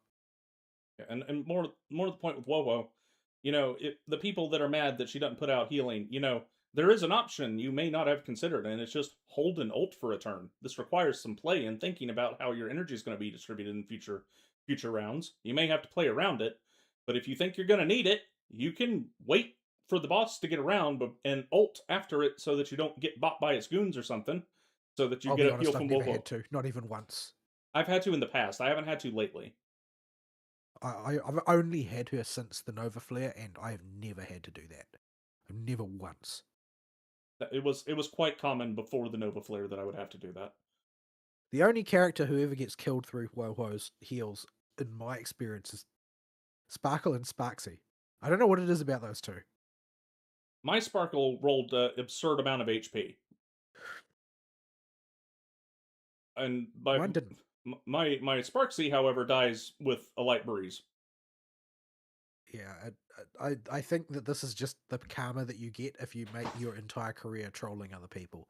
But yeah. Um so yeah, there's no Wowo. Mhm. The Rincha team really wants Wowo. So does the Elation team, so does the Dot team, So so does practically any other team that you can name that isn't a team that uses Hyacinth. it really is. Does the team want Hyacinth because of the raw healing output and the fat pony? Okay, then that team will use Hyacinth. Is it literally any other team in the game? Doesn't matter if all the members use energy or not. Is it literally anybody else? They want Wowo. Like, even freaking what you call it, uh, Silva Woof, not big Silva Woof. Like, she doesn't use energy. She doesn't care. You still want Wowo on that team because her partners do. Well, it's more Yao Guang does. Yeah, like Yao Gong is her ultimate is so swingy for the Elation team that you absolutely want as much energy as you can funnel onto that girl. Yeah, I'm really curious as to see whether Nihilux is going to replace Yao Guang on one Elation team or going to replace Sparksy on one Elation team. Goodness Sort knows of hard to say at this stage. we need somebody else to fit the Yao Gong role because especially when There's they there's only one Yao Guang. yeah, there is no fielding to Elation teams even if you've gone all in on the characters. It just can't happen. I'm not pulling adventuring. Yeah, I think it's what they're kind of expecting people to do, but that's not happening. But yeah, it's a puzzler and no mistake. I'm not sure how I'm going to make that work. It's like I'm being punished for not hauling Casterus out of retirement. But like, I mean, she's serviceable, but now only barely because that team hasn't kept up with the HP creep as much Yeah, as it should have. man, talk about the creep though. Like I know she was on shill a lot for a long time, but the shoop dragon has fallen off so hard. Yeah, most people running Remembrance these days are running an Evernight hypercarry team rather than the classical Casterus double DPS with Evernight. Yeah, it's just man, and that team wants Cyrene too. If you're going that invested in it, and I really want my Cyrene on a different team. Well, I'm not that invested. I'm using Tribby, so yeah. But Tribby does acceptably. Tribby does acceptably. I've got Tribby with a signature and an Eidolon, so my Tribby is quite deeply invested and therefore performs extremely well as a generalist. So yeah, if I get Syringa, then run hyper carry. It's not a great idea, The, but there are Rin simps out the wazoo right now on YouTube. Like I saw at least 3 people so excited for this patch they were cross dressing as Rin. people do be that way. Like I think both off the top of my head, of course Brax did, and Brex's issues. and Giguk did too. Giga also has issues. Yes, very different types of issues, but still issues. But And yeah, I haven't actually claimed my free character yet because I was still in two minds. But since I'm going all in on Rin, I might as well get Archer again because realistically, if I get Gil, it will just purely be for collection and I'll never field him. So, yeah, I mean, I got Gil because I've got this saber that I can never use really because there's nothing that she can really take advantage of. So I'm like, well, I mean, if I want her to be kind of usable somehow, uh, but she needs Woho. yeah, So that's the reason why I was like, I just wrote Saber off as, well, I like Saber, but I can't use her because she needs Woho, and so does everybody else. Like Gilgamesh does give her the uplift she needs to be competitive again, but big but only if Woho is there. yeah, That said, you could run Robin in that team and put uh, Don Hung as a sustain. That's also a possibility yeah. because Robin gives energy regen as well. But yeah, it's the Woho stakes really. Everybody's competing for a piece of that fox. Thankfully, she has Mr. Tail to guard her booty. Nobody But getting a piece of that fox without going through Mr. Tail. yeah, that's really the issue there. So I did think about it, like adding Gil would be nice for collection purposes, but realistically, he's not going to see any use without Saber seeing any use because I'm not going to use him as more than a support for Saber. I don't really feel like building a Gil hyper carry team, and that I'm just not going to field Saber because I only have one Wopo and I would rather field Rin. So that's going to be the way it goes, I think. But this leaves me in a sort of a bit of a deadlock situation in that I have three relevant supports, and they're the three that we've already discussed. And one of those teams is not very premium at all, being the Remembrance team, and the other one is apparently actively counter shielded by the next patch in every end game. So yeah, people have like even the autists have not found a way to zero cycle with Dot. So yeah, that's gonna be. I'm in for a bit of a rough time in the next patch. I think things are going to start to really fall off hard because apparently the uh, the next cycle of I think MOC is the one people are mainly focused on. No, Anomaly Arbitration is the one I've seen the stats for. Uh, Firefly is so actively counter shield that she can only barely clear it, and Dot can't clear it. Classic Remembrance, the premium one can just clear it, and I don't have the premium one. Rincha can clear it comfortably. That's going to be the only team that I've got that can do the trick.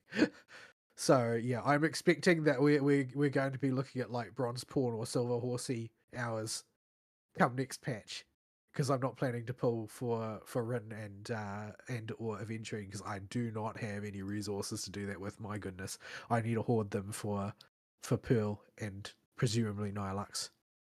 But I mean, there's still a room for other characters in the roster, I guess. But as far as we can tell, they're just going to do single character deployments, which is interesting actually. The there are some leaks of impossible to confirm provenance that are not leaks for future stuff, but leaks for futures past, I guess you could say, Mm-hmm. in the sense that they are old roadmaps. And apparently, Pearl was supposed to come out in like 3.1, 3.2 in the original map, according to these rumors, and just kept getting delayed and delayed.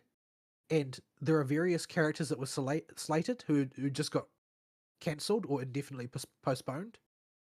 Yeah, So it looks like the whole rollout of 4.x has just been like terribly confused. That they've had to shuffle and shuffle and shuffle, and nothing is being actually rolled out the way it was originally intended. yeah. I get the feeling that all of 4.x is on wobbly wheels going through it. because of the government interference. It's seeming more and more likely that a lot of stuff was like completely overturned by that whole debacle. And even if they've managed to do a good job of papering over the cracks to some extent, the sort of like the 1,000-foot view still shows that everything just doesn't quite make sense. Everything is very clumsy, and it's sort of showing in the character thing. Like if you go back to the original trailers and that, there are characters appearing in the Plan Arcadia trailer that we've never met, Yeah, and not a few either. And there yeah, are some old documents that got leaked saying that Kuchiba was originally written to be a playable. yeah. And girlfriend, even right now, screams like easy A rank. You could totally release this.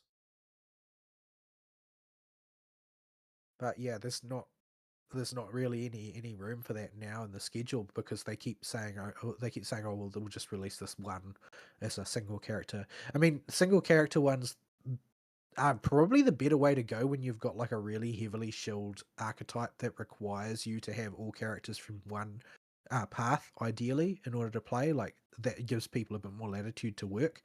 But yeah, it still doesn't really speak well for the health of the thing when you look at that in context to what their normal behavior would be like. Yeah, Anyway, the game all of that did aside, the game did hear me though before we get off of the character releases. Like I told the game in my head, okay, I am only putting so many pulls in for Rin that I have enough remaining in the tank because my next 5-star on the regular banners is guaranteed to be the rate up because of the lost 50/50 to Argenti on the yellow pull. So I said I'm gonna put exactly as many pulls as will get me to still be able to guarantee Robin and her light cone.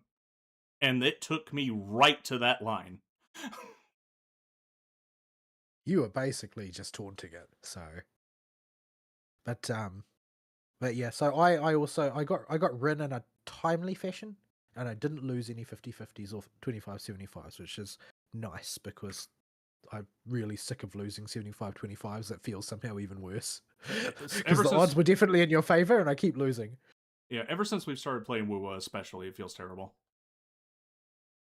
Yeah.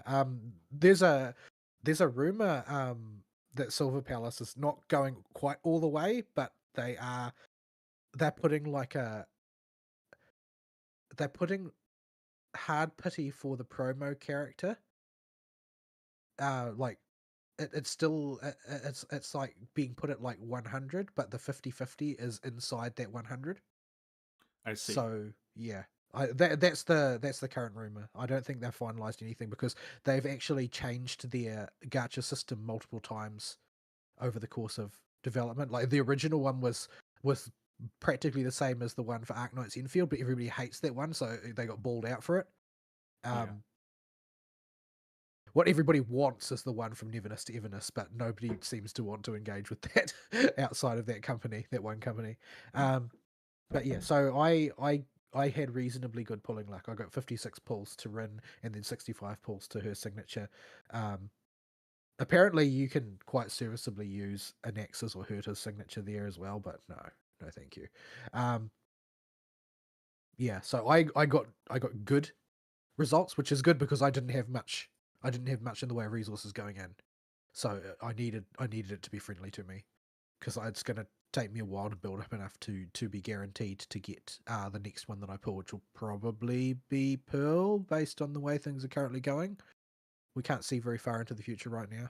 Um, Although that said, probably if Silverwolf comes around again, if Superwolf comes around again, I'll probably get Eidolons for her since I want to cement Elation as uh, a main archetype that I'm going to have vertical going forward toward the next world, rather than um, just continuing to build horizontal, because vertical has paid off for me more long term. Um, and I have to pick Sparksy or Silverwolf, and it seems like the Sparksy team is going to go into abeyance if you build Rincha, because I don't see how you can release a character that is capable of replacing Sparkle a Rin Archer team. Sparkle's just too much of a perfect fit. So probably be tempted to get Silverwolf to E2 if that opportunity comes along again to make that team more concrete. And then I'll wait and see what. And then Pearl's basically a shoe in for that, but since there's never been a rumor saying she's anything other than a sustain. And then we'll see what Nihilux does. And if Nihilux replaces Sparkle, then Sparksy, then maybe Nihilux takes over that slot. If she Uh, replaces Yaguang, I don't know what I'm going to do. it would make sense for her to replace Xiaogong. After all, Nihilux is Aha. I'm sticking to this theory. I was kind of impressed by the theory that Nihilux is actually the baby that cried, that made Aha laugh and basically created the elation. But yeah. So moving on to the event in and of itself, I haven't had time to finish it. I've done a goodly amount of it. At 95%, I What think you basically just have the last battle and the bonus fights at the end for Prima Gems. probably. Yeah, what shall I say about it? Well, it still suffers from the same presentation problems that HSR has everywhere else, uh, to pretty much the same degree, which is just another thing that makes me think that this is some kind of like they have only been allocated resourcing to do this much. But Like there's no the, way of really genuinely knowing that though. they've been doing marginally better since like early Amphorius, but it's such a small amount of forward progress. Compared to what has happened in the other gachas by the same company, it's conspicuous. Yeah, like we talked about how in ZZZ they rolled out that new style of cutscene that they got going on, and Yeah, well, how the thing it's is that, got there's still that's not a huge displacement from where they were, say, at the start of 2.x. Like, there's not really a huge difference there. If you want to talk about huge difference, look at the beginning of Genshin versus current Genshin yeah, in terms of story presentation. Like the gulf between the two is staggering. yeah. It's the Genshin has had a lot more time, but in theory, HSR would have Well, started further up on the I line. mean, even if you look at Genshin between Genshin and Arataki Ito character story, Yeah, there's a they're similar time scale, yeah and there's a huge uplift. yeah. But yeah, so it's become really conspicuous how little progress they're making when there's like if the sort of the channels I'm tuned into on social media are any indicator, there's just a constant drumbeat of feedback saying you need to improve your presentation, you need to improve your presentation, you need to improve your presentation, like just consistently. Yeah. And there's been basically no meaningful response to that. Yeah, like all the other three gotcha games we played just solidly beat HSR in presentation in pretty much every way. Camera work, dialogue delivery, like in every way Even Honkai imaginable. Third has, even Honkai Impact Third has, Yeah, like that they basically woke up and fixed their shit at some point with because they were back in the old days they were just talking heads. It was basically a visual novel, but they really over the course of time they really lifted their game. But HSI just hasn't. And what my cope that there's no basis for whatsoever is that they've basically said, look, the problems that we've gone through developing 4.x have basically made this a write-off. There's no percentage in us investing in a huge amount of new tech to save this already halfway aborted arc. We need to basically cut our losses here and put all that tech into doing a real banger for the next major plot arc because it's too late to save this one. We've already had to waste so much time remaking things. That's my cope. No evidence for it. But yeah, I mean I can see an argument like that. Like if you are like already hitting post production for the release of your new zone, your new world, and the government comes in and says, no, we're taking a real dim view to this type of content right now. You're gonna have to come up with something else. And we aren't interested in your timeline. And then suddenly all of their resources have to be taken away from wherever they're currently operating to work on making sure there is something that's a minimum deliverable product for the next cycle, and that's going to have costs. So they're going to end up tightening the budget everywhere else. Any projects that require huge amounts of manpower to implement new technology, those people are going to be reallocated to shoring up existing technology so that the thing can keep rolling forward without actually having to go on hiatus for a year. Like, the pattern that has played out could be fitted to a situation where any development they would have done just had to be put on hold because they needed those resources to shore up what currently exists. But it's all cope. It's all cope. There's no evidence for it. But yeah, overall though, the story is a damn sight better than the last one, and it basically sort of fits what it should have been.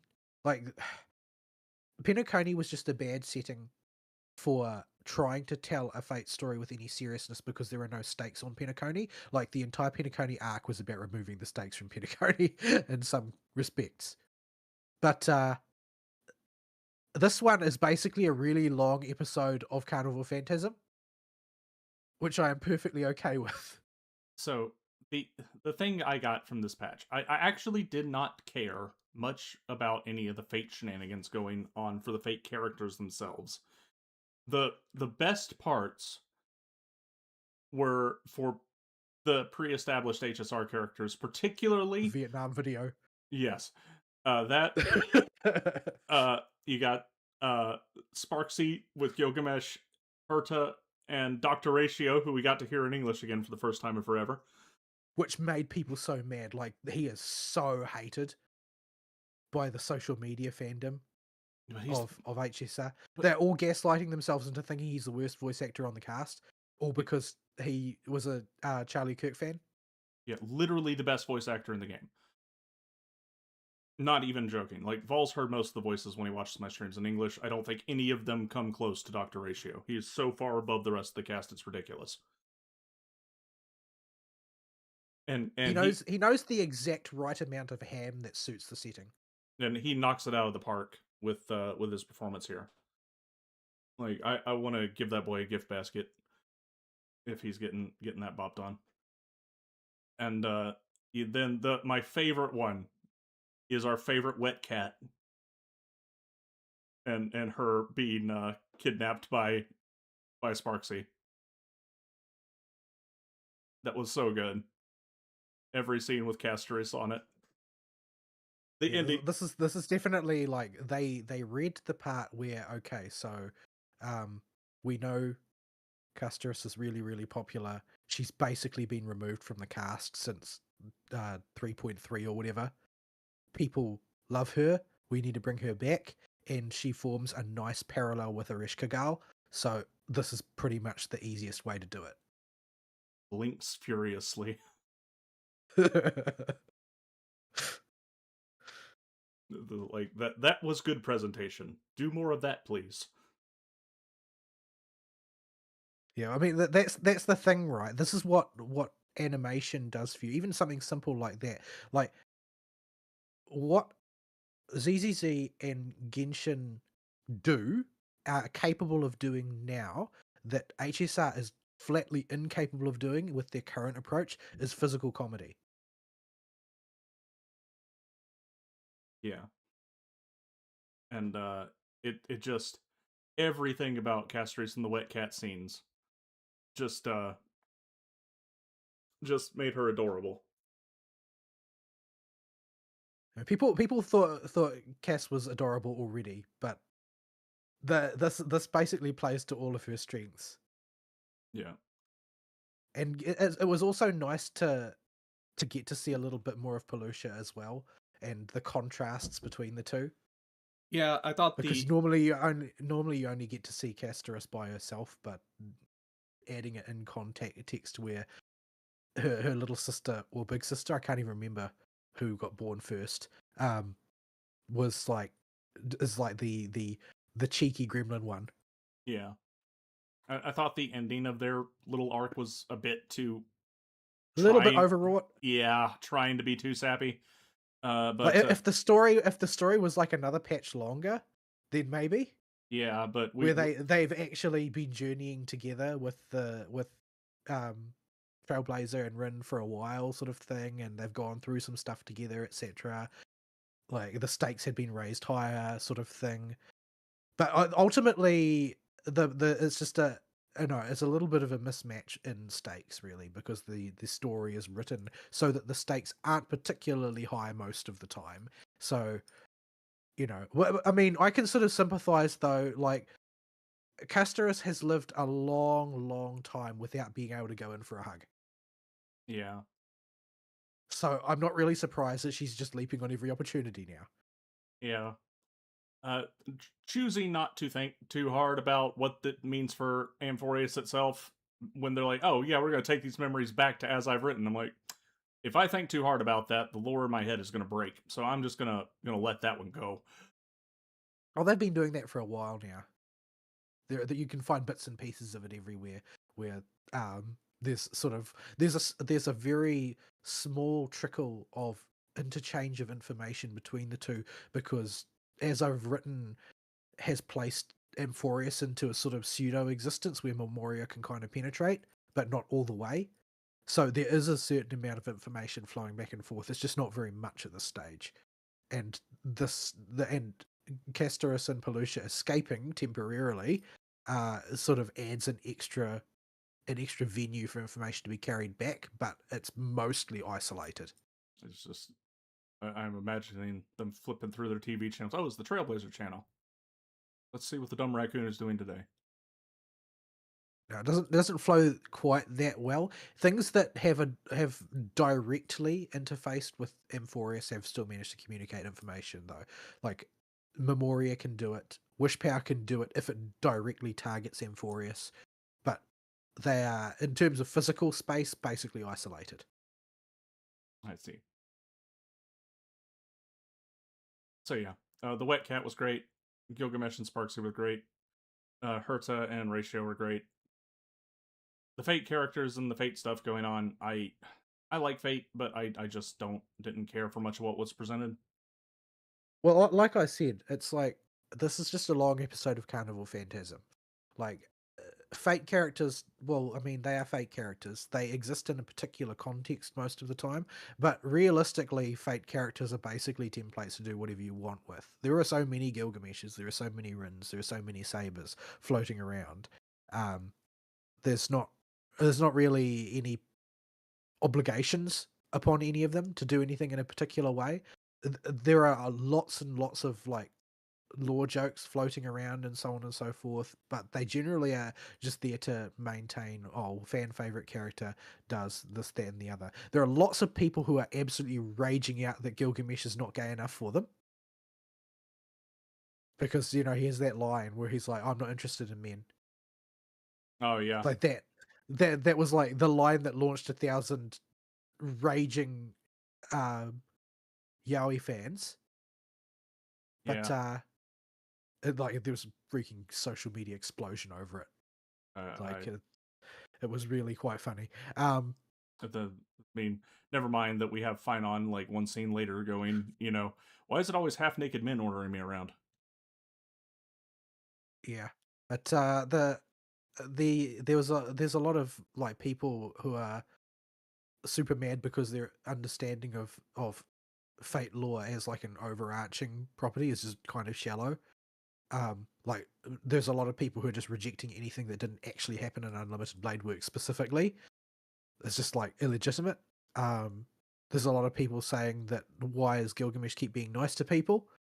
So because he's not completely loaded to the gills with black mud, perhaps. I mean, But he's an arrogant prick, but he's not and constantly malevolent, arrogant prick. He's a selfish prick, but he's not actively malevolent. I mean, I still like Caster Gilgamesh better when he sort of like simmered down a little bit in his later years. But yeah, the base Gilgamesh was never the humongous asshole that he is in Fate Stay Night because he isn't tainted right now. So yeah, I mean that all makes sense. Gilgamesh, generally speaking, is relatively entertaining in this one.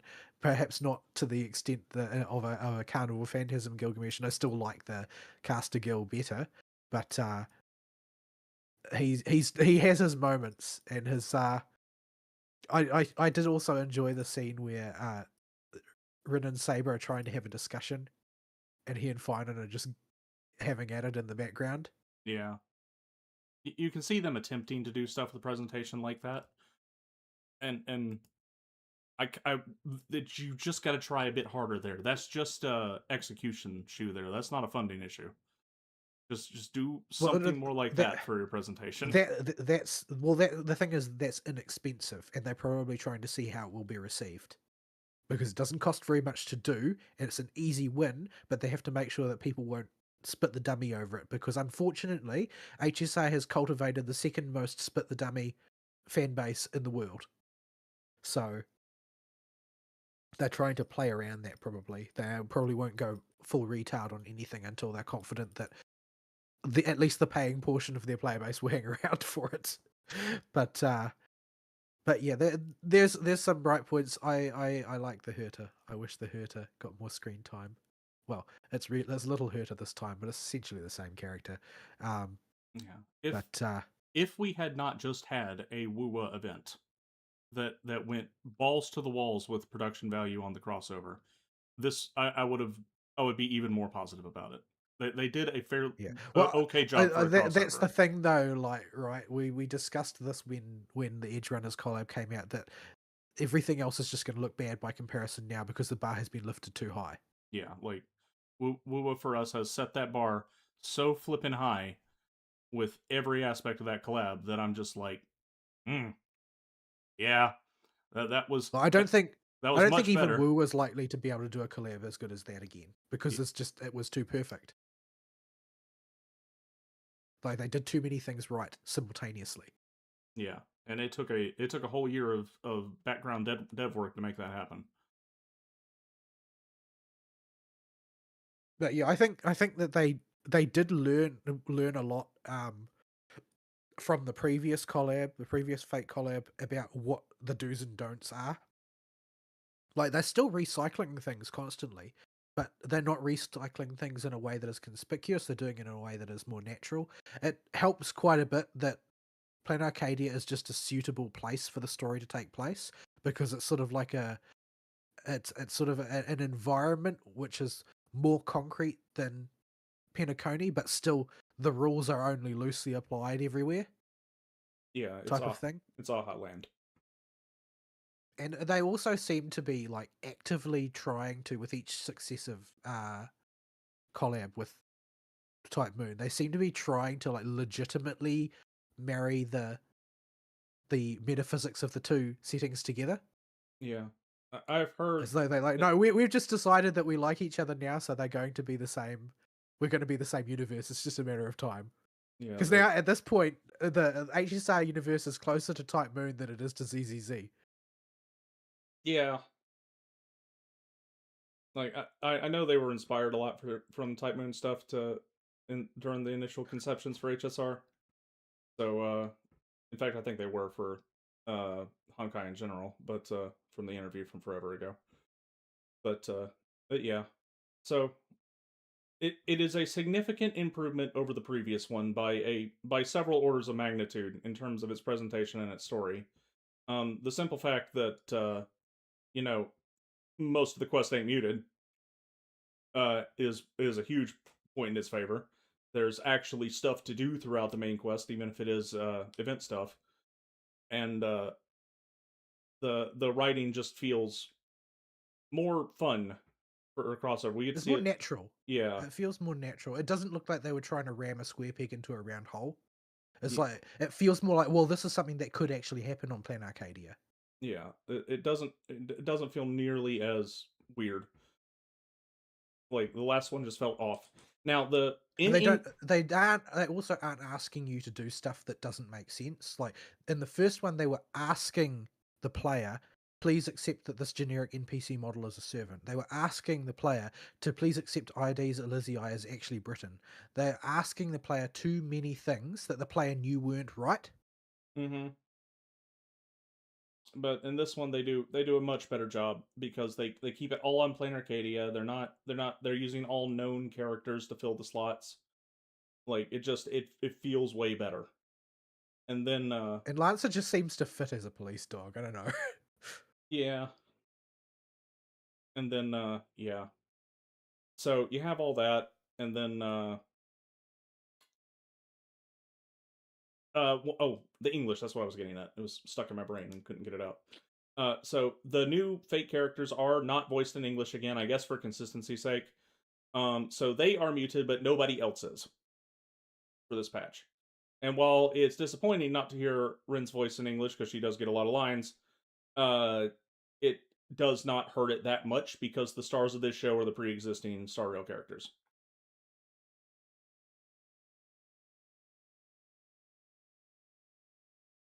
That, and I've heard Rin so much in various other forms of media that my brain kind of transposes the voice there anyway. Yeah, I mean, I guess I can only barely remember what she sounds like in English from Dean Stay Night. Is like where most of my memories were formed by for that. And I think that the performance in the English for Dean Stay Night was pretty tolerable, pretty decent, all Yeah, told.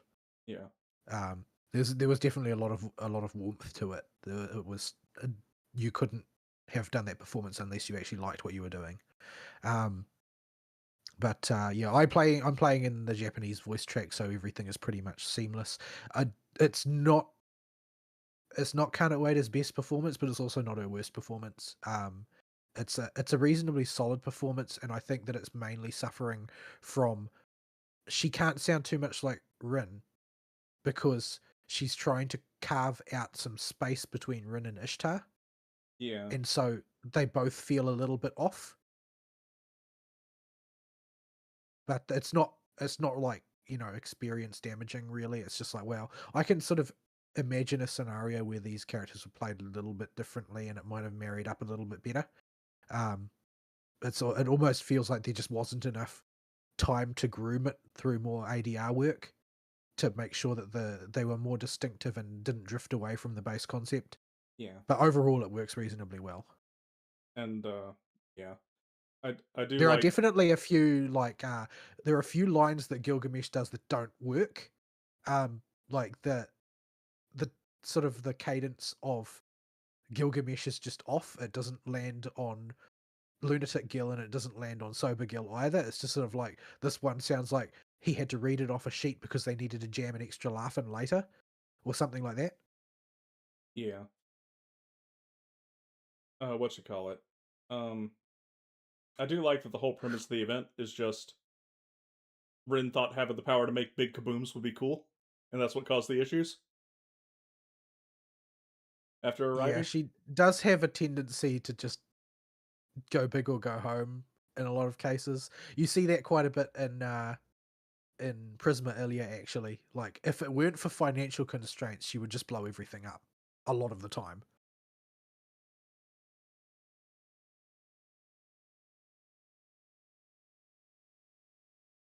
So yeah, and I guess after all that, the last big thing is the gameplay of the event, which is newer for you than You've me. got way more context on this than me. Like I just thought it was a reasonably interesting little card game type thing where somebody had obviously made a really rich and interesting version of it, and then the marketing people just said, no, you can't have that, you can't have that, you can't have that. This is too complicated. This is not going to work for the lowest common denominator. Gut that out, gut that out, gut that out. And eventually you end up with this really simplistic pared down version of what could have been extremely cool. So for those that have played Slay the Spire, you have played the Fate event, and vice versa. The deck building and game mechanics are entirely the same minus the roguelike elements.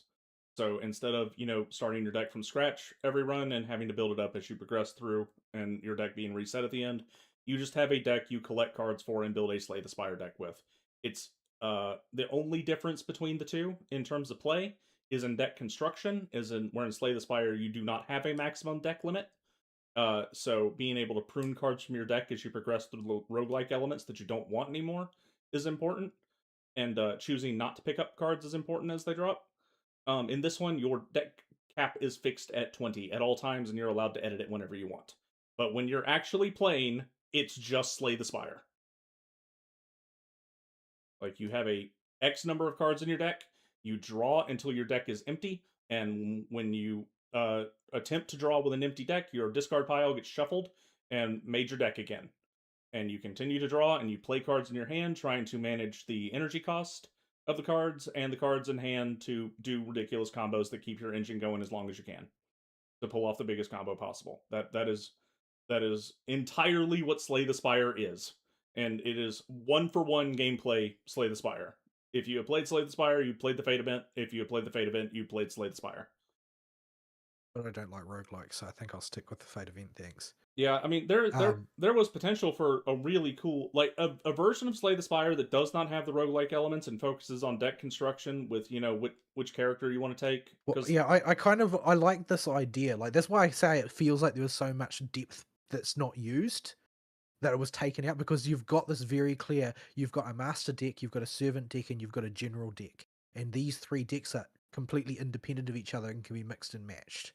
yeah, Like there's so much you could do with that concept. You could, if you really wanted to, you could build an entire separate game out of it. But obviously, it's like, no, no, you aren't going to do that. And this needs to be simple enough that even the most moronic HSR player can face roll their way through it.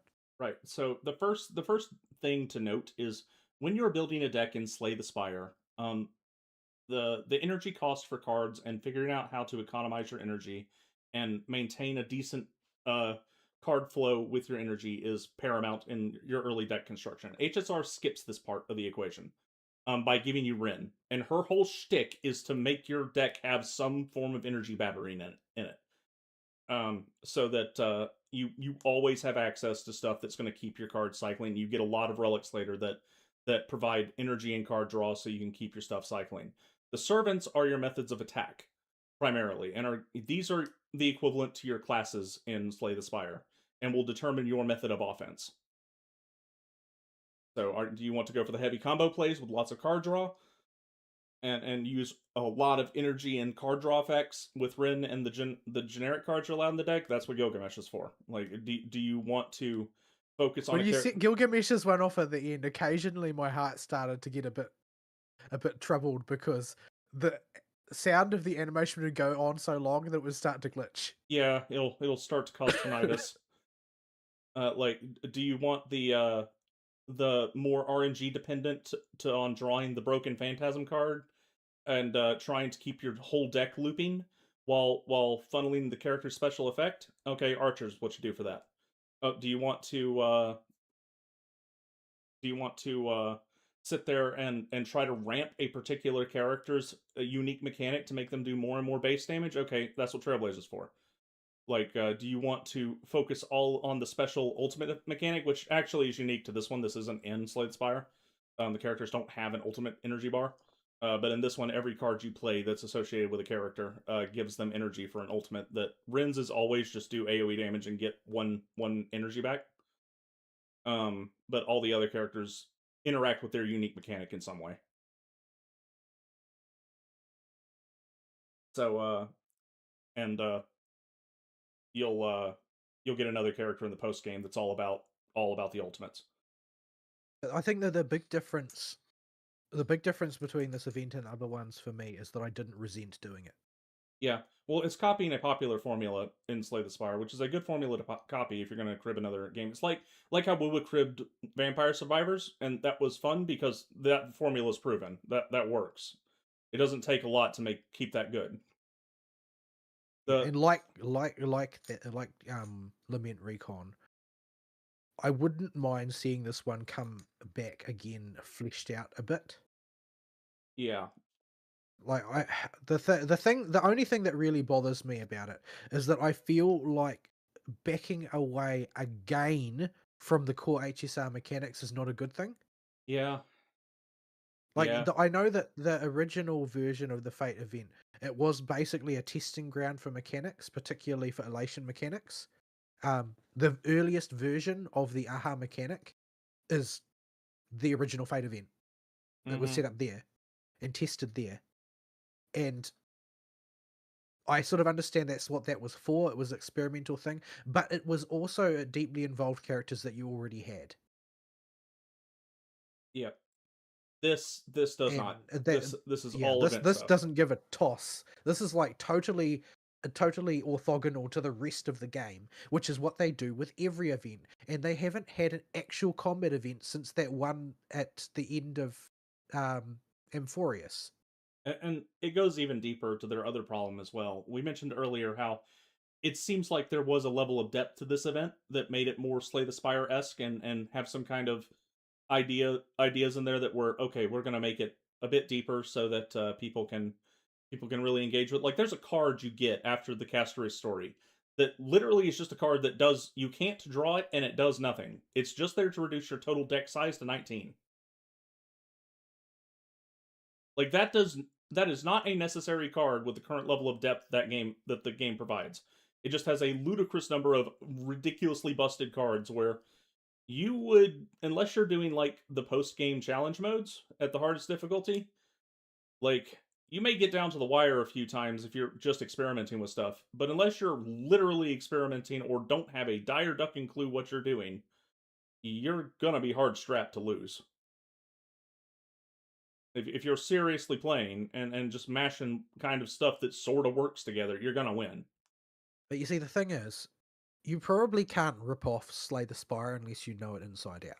Yeah, So the devs obviously played a bunch of it, which means that they know what it's supposed to look like when it's allowed to have room to breathe. yeah, And they were under instructions to prune it, to yeah, cut it back to the bare minimum. Because there's no autistic game developer that I've ever heard of wouldn't absolutely go to town with scope creep given 5/10 of a chance. yeah. Like there's so much potential for building characters and card pools out in a Slay the Spire S game with honestly very little effort, just programming new effects for the cards. That you could really. Why are we wet? Oh, it's raining. But they just it was pruned to baby mode. Like the last challenges on the post game stuff, you need to do them with all the negative modifiers on them, and they can cause a speed bump. But I only had to restart one. And it's because I took a character that was not suited for that boss at all, just for funsies. Yeah, I don't know why they have hard modes on things because they always go out of their way to avoid having them be at all hard. And I why have that option? You just if you really must, don't put the Stellar Jade on it then, but let other people play. like Let people see the vision. I enjoy things like the Lucy Rebecca solo challenges in uh in the what you call it event, the cyberpunk event. I enjoy things like the hard mode and the new test bed for ZZZ. Like, and that's just stuff for me to do. I think it is fun and a good time, and they are let you push yourself further than you normally would without being totally insane. But they are definitely beyond the level of the average player. Like, I'm the average player being a lobotomized goose. I mean, they're not the hardest thing in the world, but they're also, you have to work at it. And in the case of the Cyberpunk one, you're going to have to practice a lot. But, there's no account progression, anything tied to those things. It's just there for people that want to do it because they enjoy pushing themselves a bit further. If you want to push yourself beyond lobotomized goose territory in HSR, there's just no options for it other than tard tisming in-game mode with builds. But the thing is that they did it with that Emphorius combat challenge thing, Yep, where they they did. changed up the rules of combats and people had a great time trying to come up with ways of getting through it, doing weird combinations of characters that normally don't make any sense together. But in this particular context where the rules have been upended, actually this now kind of makes sense. I wonder if this will work. And they were challenging, and you didn't need to get all the stars to get all the Stellar Jade or anything like that. One of them I didn't manage to do because I felt like I just didn't have any combinations of characters that could succeed at it. I can't remember which one it was, but there was one that I couldn't do. Um, but that I didn't feel like my experience was harmed because there was a level that I couldn't quite hit. Yeah, If I and had spent heaps of time farming up more gear or calibrating my teams, maybe I could have done it. uh, Um, an event like but they that, did that, and I didn't hear anybody complain about it.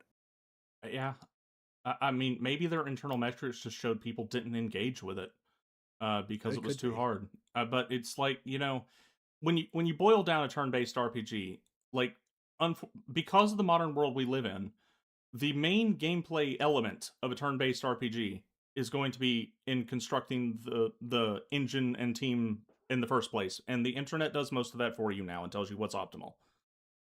And your decisions in building that are going to come down to what you have available. And an event like the last combat event they had really opened the doors wide for, okay, the internet is not going to have the time to use its original resources to noodle out ways to do this collectively, because they're all going to be squabbling for the duration of the event. So you just have to use what you got, because you almost certainly won't have every meta team in the game, or whatever combination of wackadoodle characters are useful this time. Like that event worked fine for just looking at your account and going, I wonder if that'll work. But and really let you flex the player input part of a turn-based JRPG. But they have never done anything like that since, because that requires the players to actually have a brain.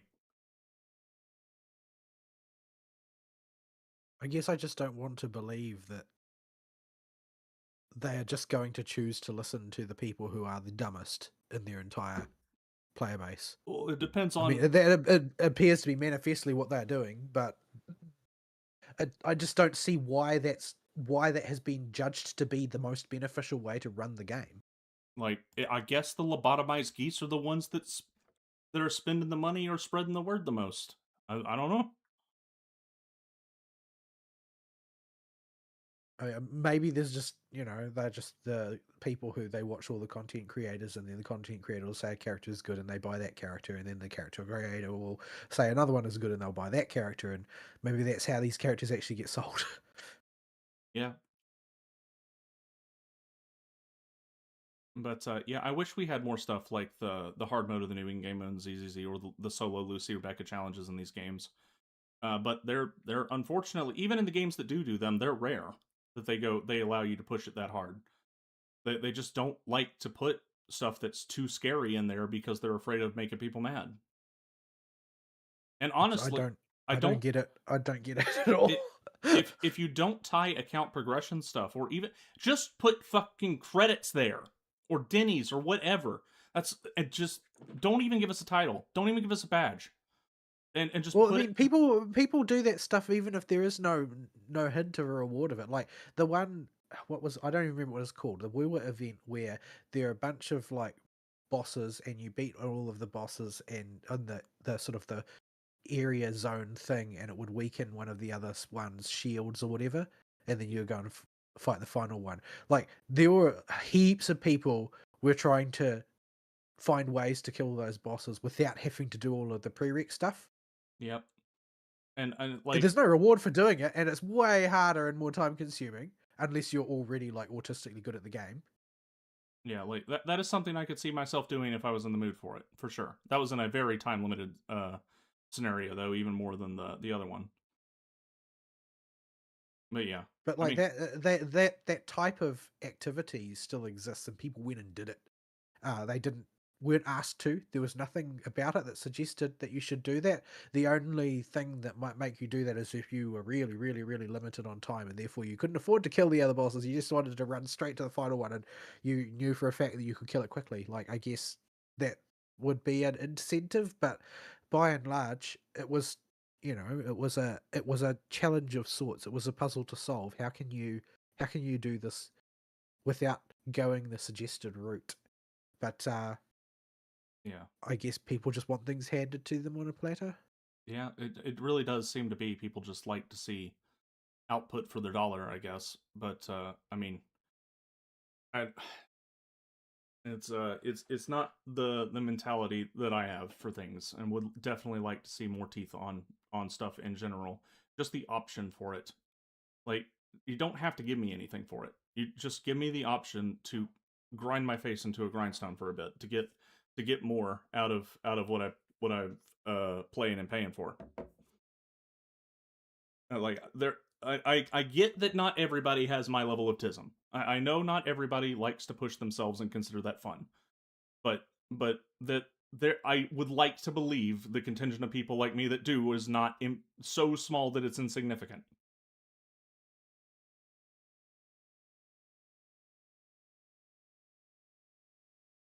Yeah, well, unfortunately, they just seem to be hung up on certain things, and I don't know how or why or why.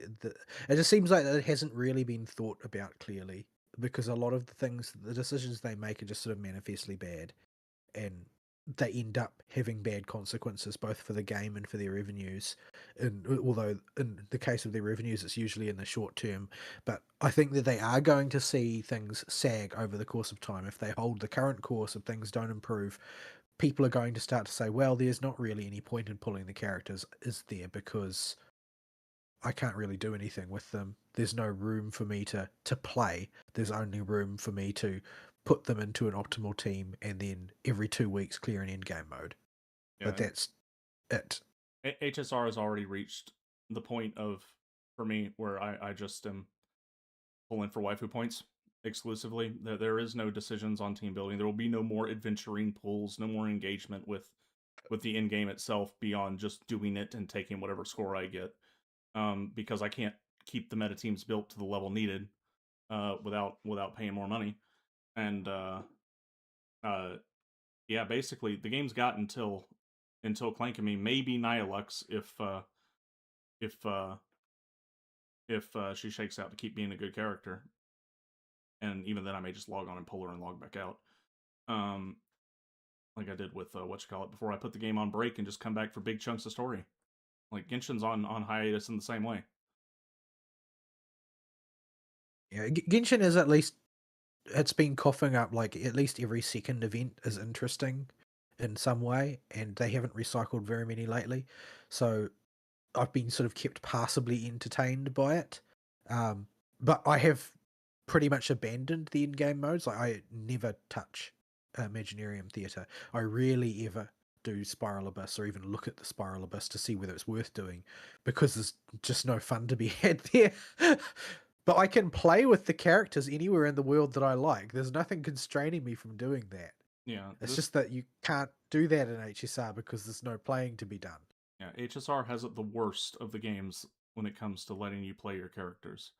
Like even in ZZZ, you still got Battle Tower Hollows, the exploratory hollow they add every few patches. Like you'll have the new in-game mode, not in-game mode, the new Hollow Zero exploration mode coming out. Like But I the mean that exploration mode is like very obviously being created to address this very issue. yeah, and even before its release, they still have more than HSR does right now. Like we're seeing the knock-on effect of Acheron existing, I think, a lot for HSR. Yeah, And and that goodness knows I preached against Acheron's special ability when it came out, when it first was announced, because I could see where it was going to head, but they obviously didn't see that as being a problem. They just saw it was, oh, well, we can put this on the back of the box. And it sure as heck did get a lot of people to pick up Acheron, but the knock-on effects have been brutal. And they just need to rethink how they construct the world because they need some venue to play in. And for most people, that venue has become currency wars, but there's a shelf life on it, something that is essentially menu-based gameplay. mhm.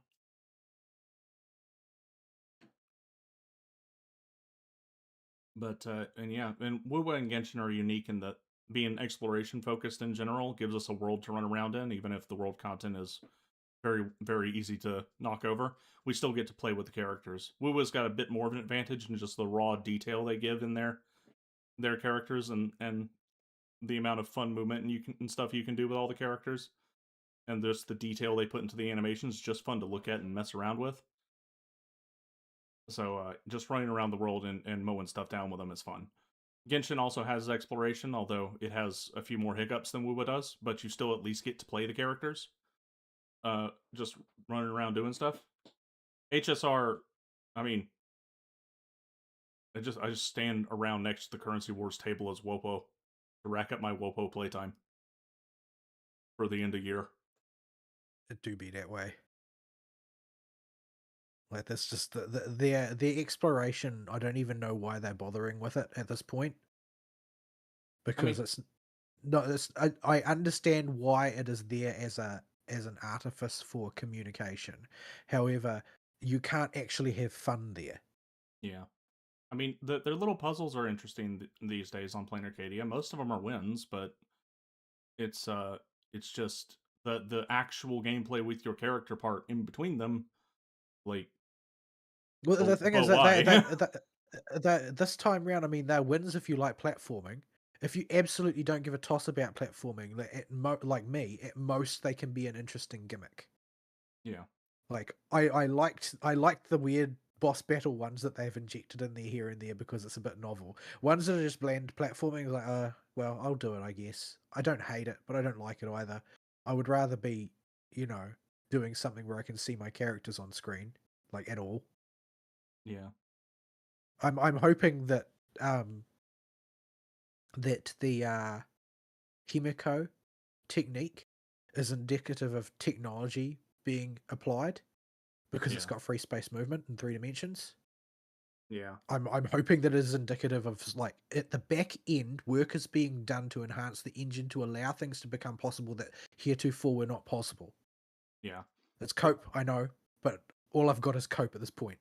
I do feel that, like, whatever they've done to ZZ's engine just feels like the game is more flexible than HSR and Genshin. Like, just out the box, they're able to bend it way easier. So they could stand to do a lot of back end work to give themselves more options. I think that would definitely help HSR. But yeah, their future development, they need a guy who just pins on the note board, find a way to let players play their characters. Yeah, and until then, all I can do is spam it into their inbox in the feedback forms. But yeah, I mean, they're just not going to get very many nice feedbacks from me because they are resting on their laurels and things that need to be fixed. Even if I can enjoy something or I like some particular thing, that's not what they need to hear. They don't need to hear that everything is K. Yeah, and that their Star Rail event is a major step up from the last one. They are clearly capable of learning. They still got a long way to go to catch up to, an entire rendered portion of Night City with a unique boss fight with multiple phases and detailed mechanics. But Well, when it's 4.8 comes out and they do the ZZZ crossover, hopefully the ZZZ team are just going to stand there and say, no, that's not good enough, do it again until it's good. they'll just what I want them to do is just fly some boys over from Singapore and be like, all right, here's how we do it at the ZZZ team, and just makes that HSR team understand how they make their We just need to content. catch a plane out of here before Winnie the Pooh's people get here. Yeah, like what's going to actually happen? ZZZ's team's going to show up and they're going to like bring over like a character and they'll be like, nah, them boobies don't jiggle enough. It's like, where is you need to redo this engine? There's definitely not enough physics here. Like, but the phones of we don't care. Make them more water balloon. That surface needs to look like rippling rubber. Yeah, you need to be able to sort of like hear goop noises.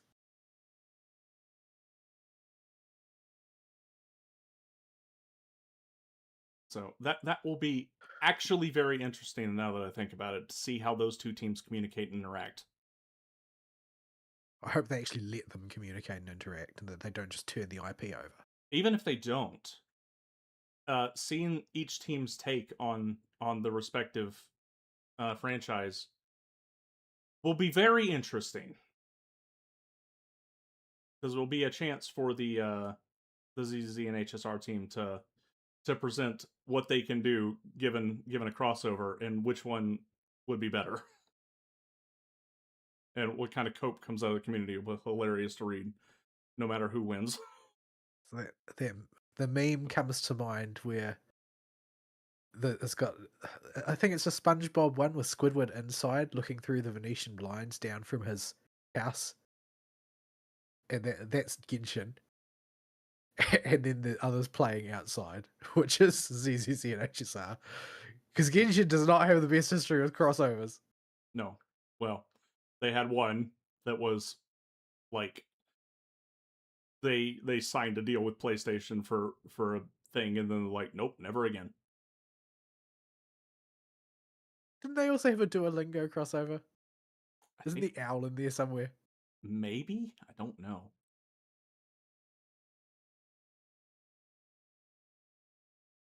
But yeah, um, the star relevant, does it have a unique area or a unique boss or anything? No. Does it interface with the main mechanics? No. But the story is at least a huge step up. And it is Slay the Spire, but at least Slay the Spire is a formula that works. You will probably enjoy it. It runs about the length of time it could, if you count the post game content before it starts to get banal because you already have everything provided to you, and it just it only has so many cards you can build a deck with. So so yeah. Also, I did like Castoris when Sparksy made her fight us. Like, why am I like this? It's like, oh, I forgot to level you up. Uh, Mm, it's hard not for it's hard for you not to have your heart melt when you see her getting coerced into being a streamer. mm-hmm. She is trying so hard, but she's She's apparently so embarrassed. she's she's apparently keeping the revenue at least. So Sparksy isn't completely malevolent. Well, Sparksy never was. Like Sparksy never genuinely wants ill for anybody. That's I the thing. I always got the impression her every aspect of her personality depended on what she had for breakfast that day, including how malevolent she was feeling.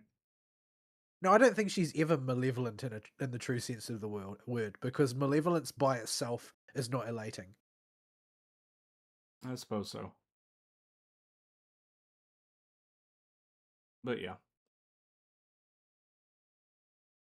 but yeah, the the Woowa But yeah, crossover man has just put it into a the weird spot. main lesson it seems that they've taken away from the first round is don't try and be something you're not. Just like you've got these characters, but you have these other characters as well that are part of your world. There's no point in just not leveraging them because you're trying to be the other property. Like HSR is never going to be Fate, so they need to not try and be Fate. Yeah, Just be HSR, except the Fate characters are here to visit. yeah. Like Woowa did this pretty well, like as well. Like Lene and Rebecca are clearly mood kindred. They were just. You have been watching too much of that stuff. I did binge the entire thing in 2 weeks.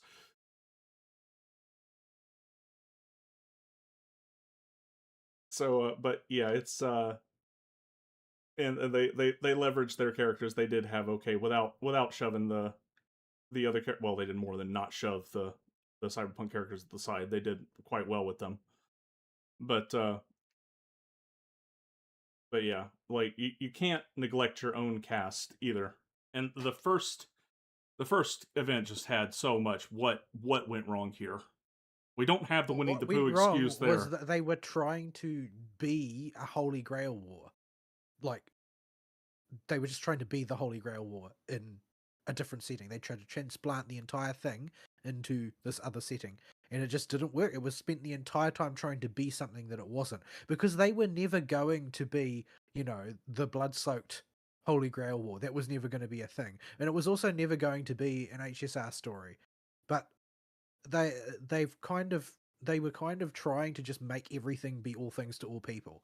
Whereas this time round, they're just like, okay, so we have this strange scenario from another world. We've got a couple characters from another world. We'll just tell what would happen in Plan Arcadia if they showed up like this, and then And let the setting and characters tell the story, as opposed to, okay, we've got these characters, we're going to force them into the setting, and we're going to make them do these things with these other characters in this order, and the whole thing felt like very artificial. yeah, and the freaking muted grayscale nonsense. Yeah, if you're going to cheap out, at least don't point it out. Yeah, the NPC models. Like I can barely remember what happened during the first crossover event. Just every part of it was what were you idiots thinking? But this one much better in every respect.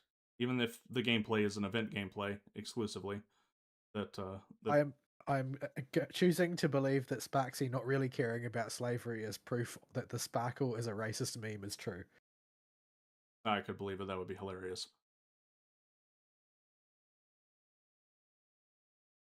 Yeah, I can imagine the translators and the Twitter are big mad at a bunch of stuff from this crossover. Yeah, but that is how it be. So yeah. That's all I really got on it. You haven't done the final boss or the post game stuff, so we can't talk about that. Nope, nope. I'll get around to it eventually. It'll happen. Yeah. You're free of most of the big spoilers, so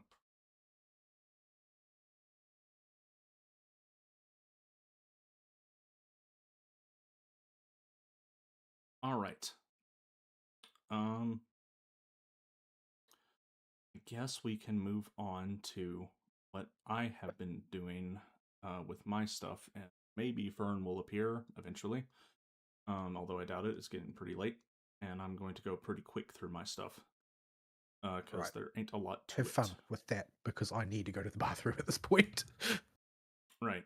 So this week was the Star Rail event that we covered together at the end there, um, and the other video game that I played was the rest of Boltgun.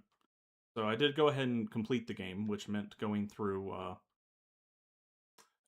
the game again on Exterminatus difficulty after doing a quick zip through to find all the secrets and get 100% kills on everything. That's not a Chivo requirement. That's just a metric that appears on the mission screen. So I added it to the list because it was not that hard to get 100% kills, except on one map, which involved monorails over a desert that you have to stand on and very slowly move across.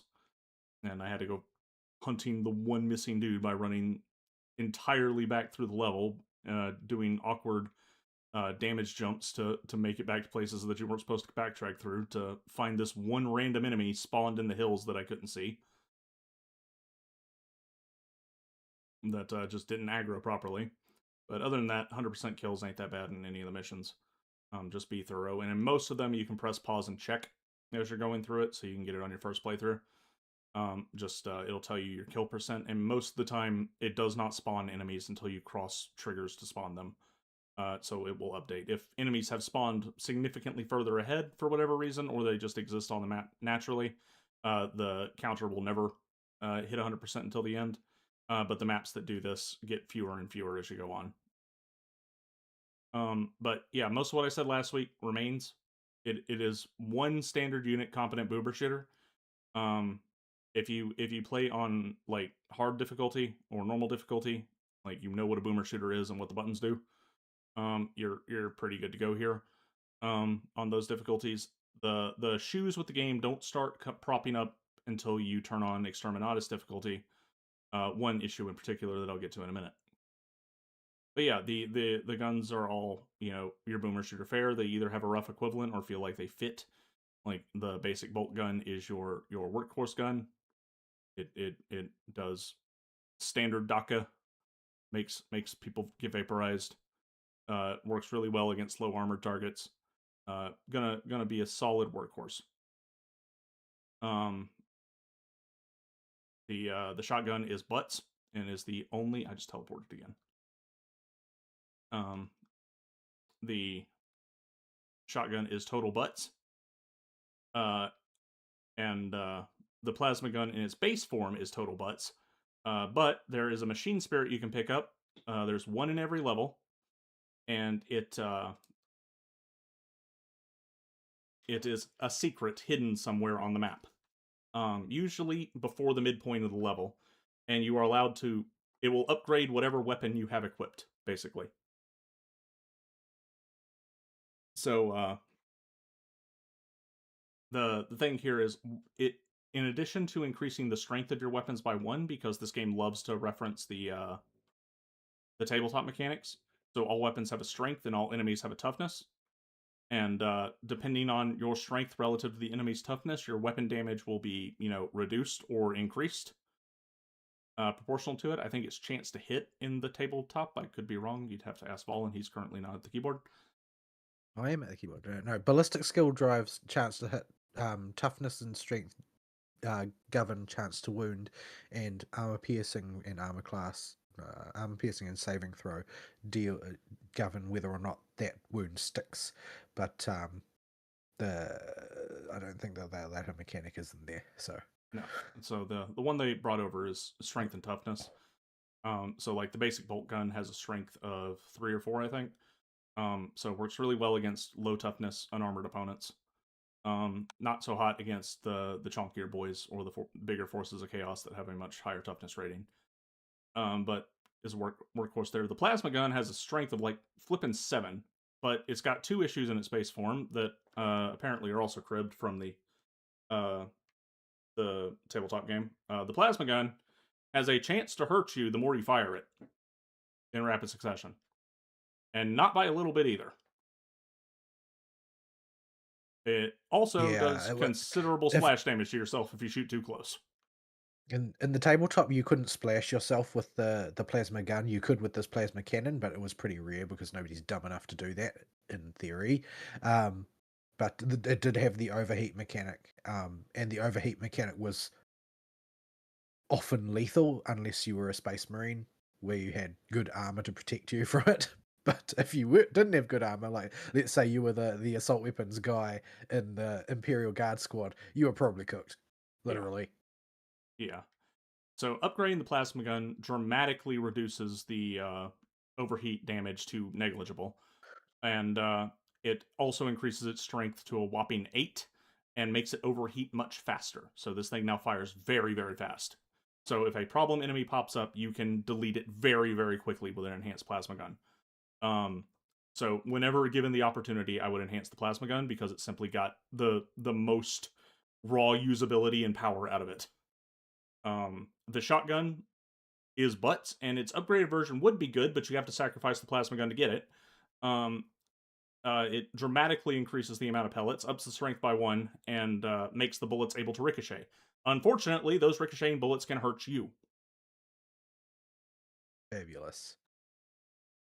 So in tight corridors where the shotgun is normally usable, they will not ricochet off enemies, only off of walls. But if you are even slightly off and some of your bullets hit the wall, you are at high chance of getting pelted by your own shot. Not a problem on the lower difficulties, big problem on Exterminatus.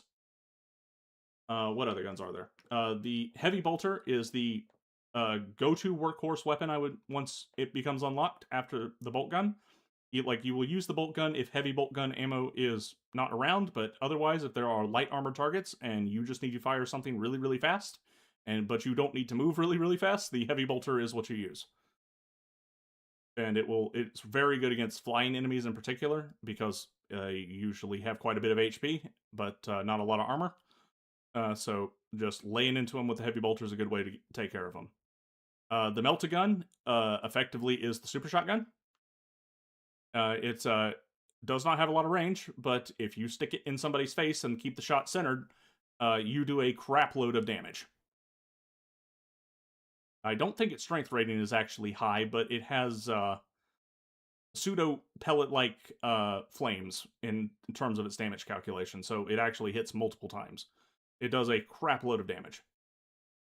The Volkite gun is a straight pointed laser beam that is very good at destroying enemies' bodies after you kill them.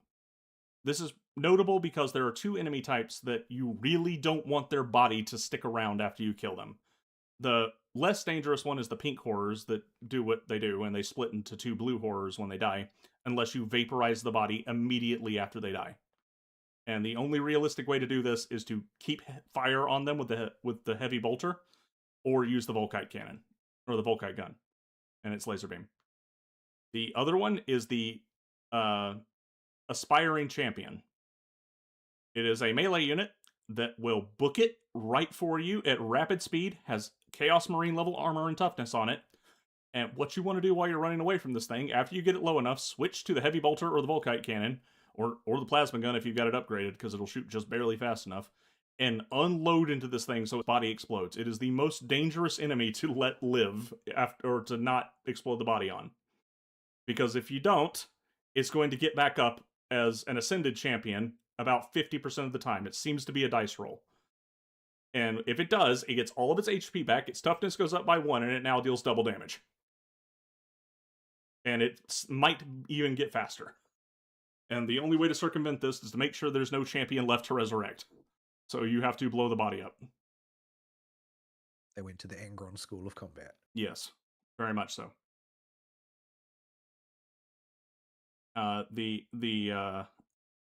Getting into the last standard weapon is the gravity cannon.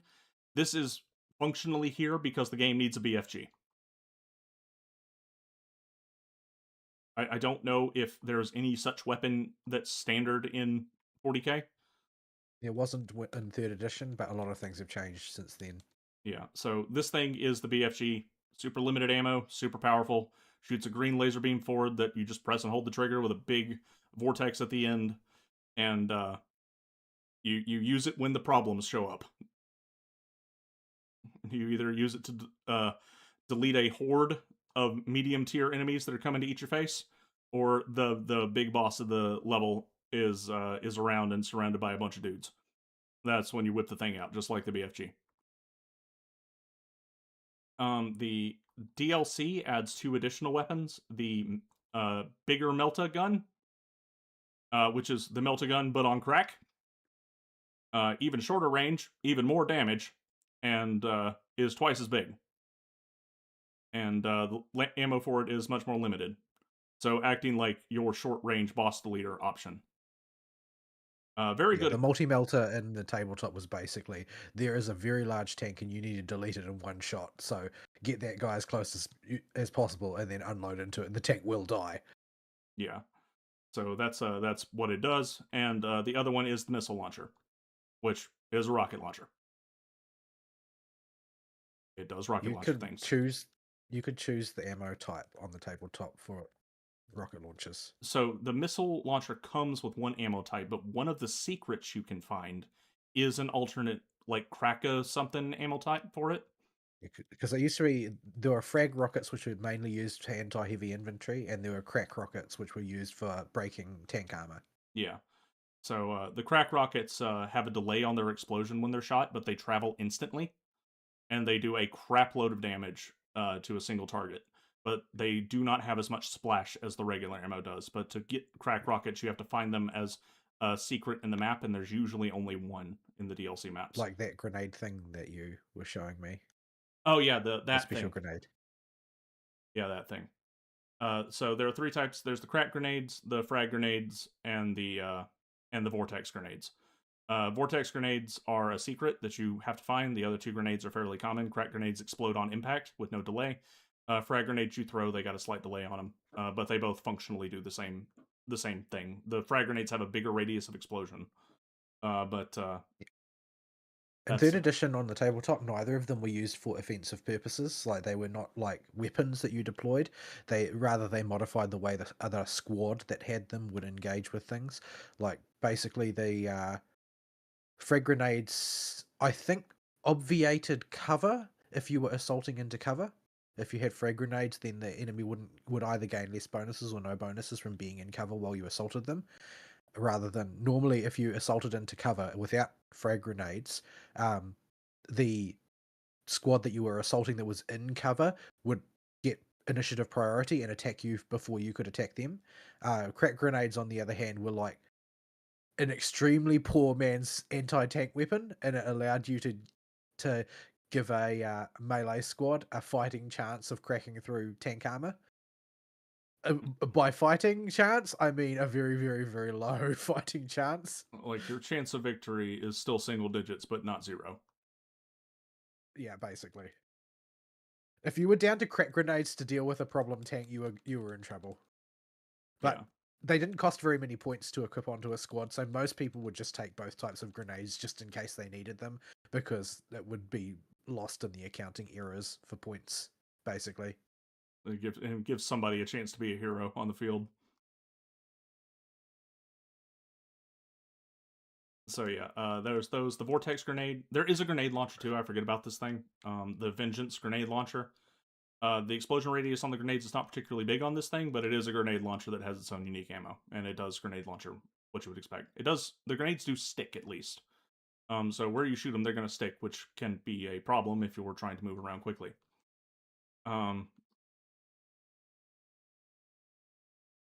so uh, so yeah. And the vortex grenade is a special grenade you can find that uh, I think is actually in the lore but new. Like it's a thing that was written into the codexes later, from what I understand. Another one of Belisarius Sue's creations. It's got a big old angry skull on it. And looks more chaosy uh, than than uh, than Marzi. But I mean, All Imperial livery has freaking skulls on it. yeah, it's kind of like got gooey pulses on it. I'm not sure what its deal is, but yeah, it exists. And its purpose is just to delete a gigantic radius of non-boss enemies or put a lot of hurt on a boss enemy. Now, the cool thing about the vortex grenades is they're a secret, so you have to find it as a secret in the level, and it's usually one of the more well-hidden ones. And I don't know if every level has one. But if you don't need it in the current level, you can actually carry this thing over to the next level, as long as you don't change chapter. So you can save it for the next level if you just don't need it for whatever reason in the level you find it in, which I thought was nice. So what Especially happens if you try and feed it to a Lord of Change then? it does about, on Exterminatus about 35-40% of their HP and damage. It does a lot. That's a pretty good payoff. Yeah. And those Especially because you don't really want to fight that thing for any length of time.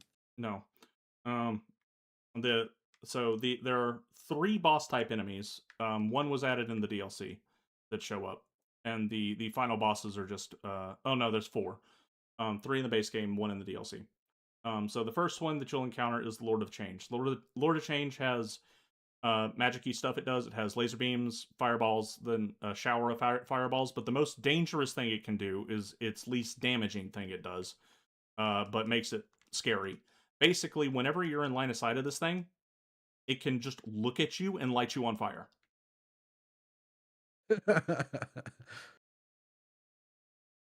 This makes it incredibly dangerous and the highest priority thing to drop on the field whenever it comes up, or to clear out literally everything else before you go fight it by staying out of its line of sight and fighting in choke points the entire time. So it is definitely my most feared of the elite style enemies. Just because, especially on Exterminatus, that even though it's less damage, that's still like 10%, 15% of your HP gone when it just looks at you. And if you don't get out of line of sight immediately, it will just keep channeling it.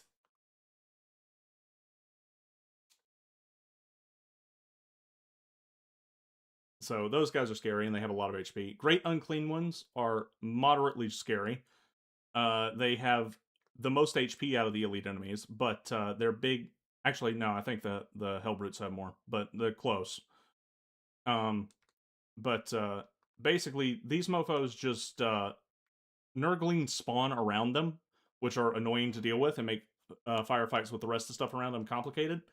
But you have to keep them in your field of vision because occasionally they will just shoot out. On Exterminatus, it's 2 waves back to back, and all other difficulties it's just 1. A just straight wave across the ground that will fly and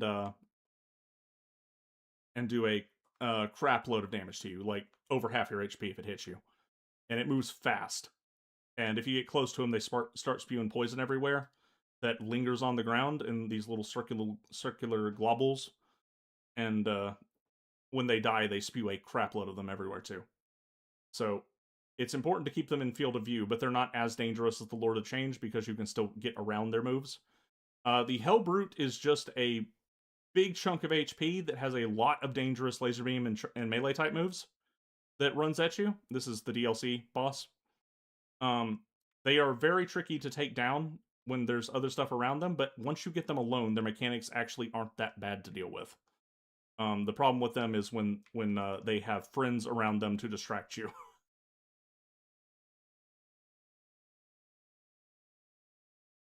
Hellbrutes are a type of dreadnought, right? Yeah, they're like what happens when a dreadnought gets chaosified. Yeah, because there were Chaos Dreadnoughts back in third edition, but there was no like chaosified Chaos Dreadnoughts. They were just Dreadnoughts that had more spikes on them. Yeah, these are dreadnoughts with where the sarcophagus would be is a big scary skeleton face, and spikes and mutations everywhere, and they're all red, very corn looking. Yeah, I think they are a Cornate unit, or at least they mostly seem to be. Probably Iron Warriors also have them because it's made of metal, or at Yeah, least it was at some point. yeah, and the last boss enemy is the main boss of the base game, which is the just called the sorcerer in game. He has a name in the cutscenes, but I forgot what it was. Apparently, he's related to the story of the first Space Marine game, the 3D one that came out several years ago, the one that just got a sequel recently ish. Recently, I have a funny feeling it wasn't that recent. Yeah, more recently. Uh, so uh, so yeah, that's he's related to that. He is not particularly dangerous and is more uh just like the Hellbrute, more dangerous when there's people around him. He's a spellcaster, obviously, like the Lord of Change, but he doesn't have the look at you and you instantly take damage mechanic, so you can't outrange him and just stay out of his hair until you've dealt with everything else and then go deal with him.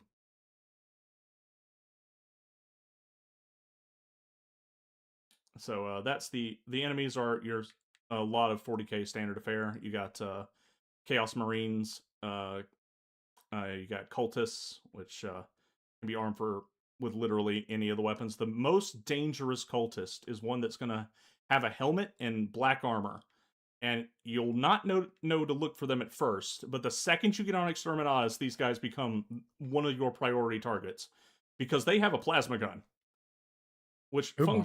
functions like a rocket launcher. And these guys will chunk you for half your HP.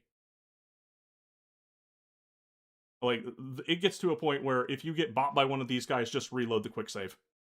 Don't even try to keep fighting. They hit too hard.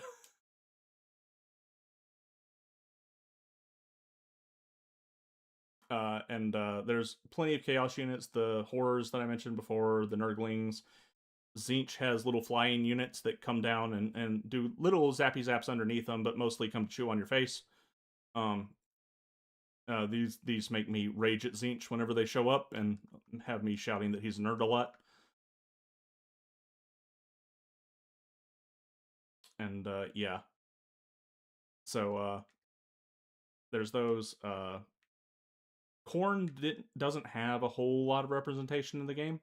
I'm not sure what their timeline or budget was like, but it's mostly Zinch and Nurgle's dudes you're fighting. Well, Tzeentch and Nurgle basically have the full spectrum of chaos units for the most part, whereas Khorne is kind of obsessed with hitting things with chain axes. So the variety in the World Eaters list, for instance, is a little bit different in flavor to the variety you can find in Death Guard lists and in Thousand Suns lists. Yeah, And as far as Empress Children go, well, for reasons which a little bit of thought will make obvious, Games Workshop has been basically downplaying the existence of Slaanesh for quite some time now. yeah. There's, I don't think there is any Slaneshi representation in the enemy roster. They basically they consider it part of their dark past that they want to forget because it basically characterizes transgenderism as explicitly chaos. Yeah. Well, the entirety of the leftist everything right now is Slaneshi in its nature. So No, like no, literally the calling card of Slaanesh cults is transgenderism. I see. Like canonically in the law, I'm not making a comparison here. Oh yeah, I know. That's why they want to forget about it because they know that it's never going to wash with modern audiences. So yeah, but yeah, it's a competent boomer shooter, and the problems with it don't crop up until Exterminatus difficulty. Um, in any given level, there are a absolute assload of red barrels everywhere that just do what they do in every game. They explode. Now, the ones in Boltgun are particularly sensitive in that they will explode if you look at them funny. If you get near them, if you jump too close to them, they will explode. If you land too close to them, they will explode. If you dash too close to them, they will explode. If you shoot them, they will obviously explode. If they are within the country mile of something that does splash damage, even if you think it's out of range, it will explode. Now, here's the thing though, enemies can make them explode too with all their stuff. And these stupid barrels do a quarter of your health and damage. And I'm counting your armor on top of that. So it will do a quarter of your health if you have max health and armor. So what you wind up doing, because these things are the antithesis to boomer shooter gameplay when they are deployed in exterminatus difficulty, in that there is no zoomy hopping around, shoot everything, and keep moving while these barrels are around, because you're just going to get bopped. Like a barrel will explode somewhere and you will die. As you will stop right before a combat zone, you will quick save, you will pull out your regular bolter and strategically remove as many of these barrels as you can from the arena before you start the firefight. Because they are just too dangerous. And this is the biggest problem with the gameplay, is these stupid red barrels and the sheer number of them. Is it just like totally impractical to try and use them to your Oh advantage? yeah. They are Because far I mean, more of a that's why danger they to were you. added to Doom. Like, in Doom, they were part of encounter design, Yeah, your where they were guns. just like advantageous to use them to blow up enemies. There are just so many of them that they limit your positioning so hard that it is not practical to keep these things around. And given the speed some enemies can move at, and the raw danger some of them pose, you cannot have these things around when you're trying to move quickly or trying to engage enemy targets. It's just they're more of a hazard to you, and a lot of them are very trollily placed, even outside of combat arenas. Like you're just going down a corridor, you turn a corner. If you didn't look to your left, turning right, there's a bunch of exploding barrels over there, and there's enemies in this corridor. And guess what? They're going to hit as soon as you turn around that corner, and they fire immediately.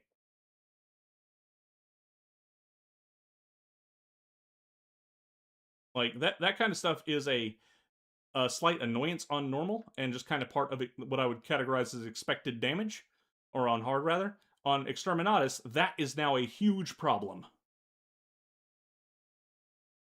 and can mandate a quick load if it's bad enough, especially multiple barrels will stacked on top of each other. So that has been the biggest issue I had with the game. The game apparently at launch had another issue they had to patch and a fix for. In the base game, the DLC level design is much better. The DLC level design was fairly good the whole way through for a boomer shooter anyway. The base game is very hit and miss. Basically, you have two types of levels. You have linear levels that are very straightforward in how you progress them. You go from one point to the end, or you have maze levels. And the maze levels were the problem, in that they got way too elaborate and with no visual distinction whatsoever. Like we're actually back in 1980 whatever playing classic Doom here. It is just very difficult to find your way around these. They added a navigation button to have your little servitor skull that flies around draw a path on the ground for what is the correct direction to the next objective. Normally, I would say, "Oh, that's Ubisoft bullshit." But it really is egregious with some of these maze levels.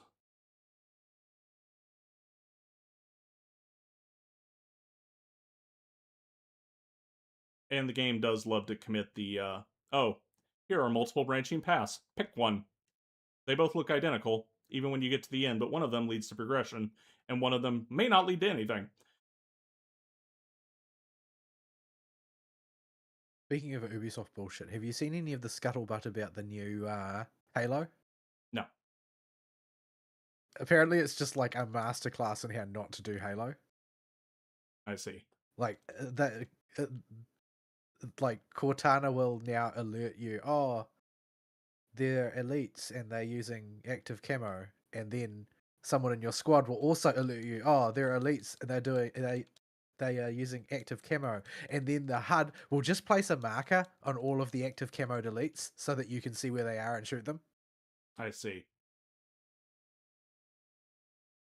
Like, I think from Halo 2 onwards, when they were in motion, active camo units would show up on your radar, but they wouldn't ever No, no, have it. I'm talking about like they just put a big red dot on top of them, so That that active camo doesn't do anything. that is comically missing the point to a level that would require a modern game developer to get to.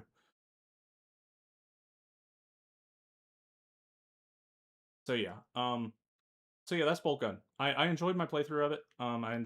I mostly enjoyed the Exterminatus playthrough of it, but there were just some issues with that difficulty and the barrels in particular that made me groan because I would have to stop and clear barrels a lot.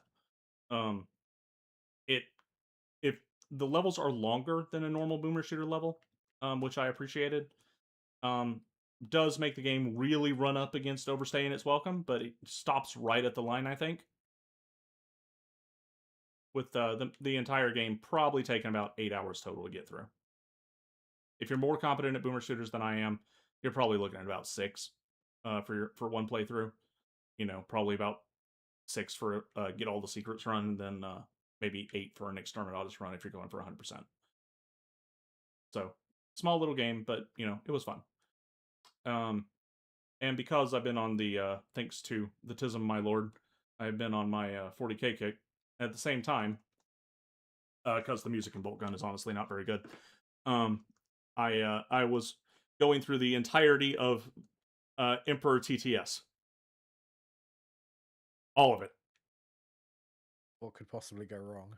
It's not going to give you brain rot. No, and all of a sudden, I am very, very angry at Games Workshop for taking this away because it started to get really, really good and funny near the end. Like episode 28 will remain in my brain for a very long time.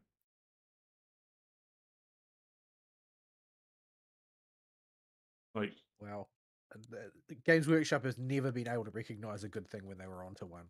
That's sort of like the hallmark of their existence over the course of very many years. yeah, I love Santotes. The Dreadnought uh Killer Man.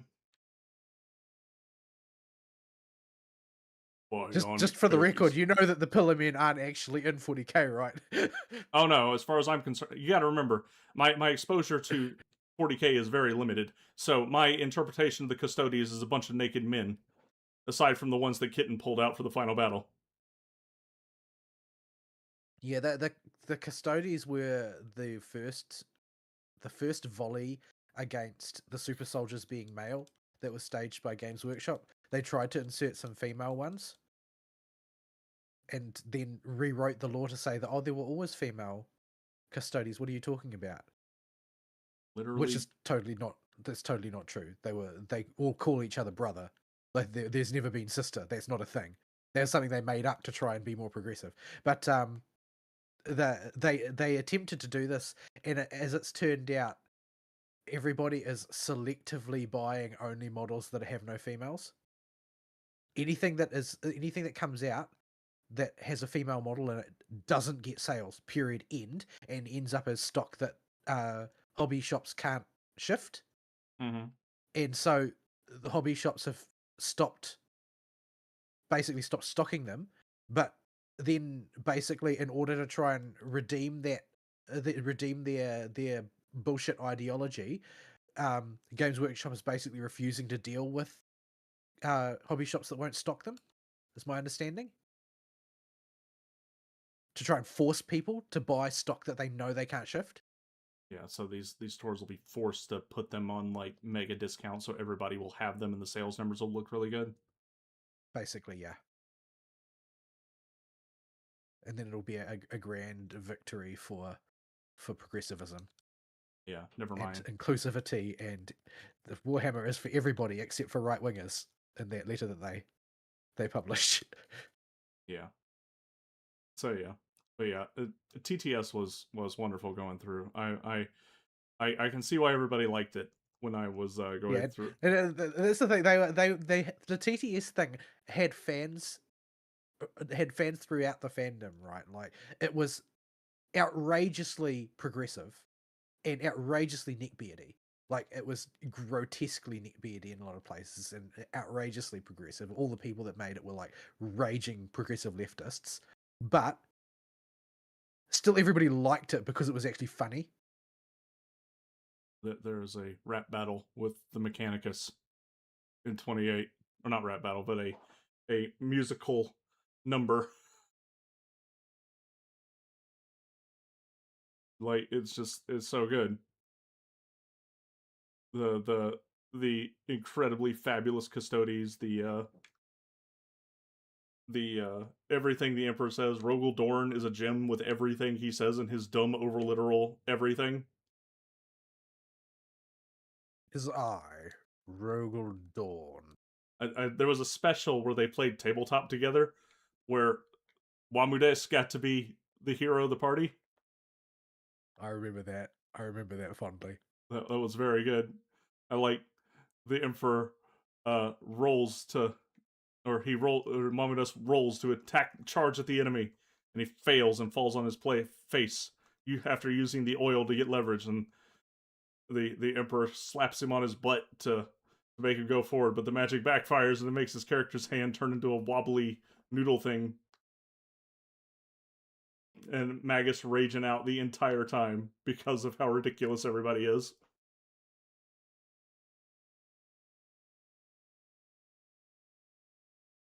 Like, I'm sure it would have gone the way of DBZA if it had continued, but as it exists now, as you know, something that stopped where it is, I appreciated what was there, It will and be a fondly remembered cultural artifact, but it couldn't survive. Like they tried to go on and make a successor series of sorts that was supposed to be a spiritual successor, but it was just all caught up in being incredibly homosexual. yeah, I don't doubt that would get Kaiser Echoed now, but as it was, like, just I will find myself rewatching episodes 27 and 28 quite a bit in the future. Just there's one incredibly stupid line I posted the GIF of like 3 times that just has the best, funniest delivery to me possible.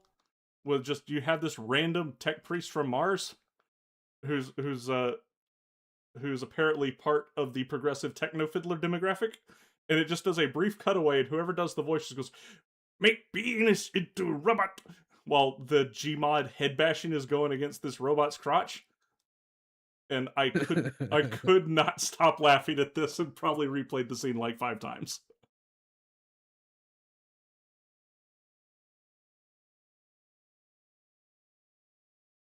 Yeah, the everything Santoni's the giant dreadnought custodian does is especially funny in those episodes, and the music off is is really cool and funny. I particularly like when the normal custodies uh in rhyme and in time with the music just go up to the fabricator general when he's picking on Kitten and are just like, "Oh, you think so?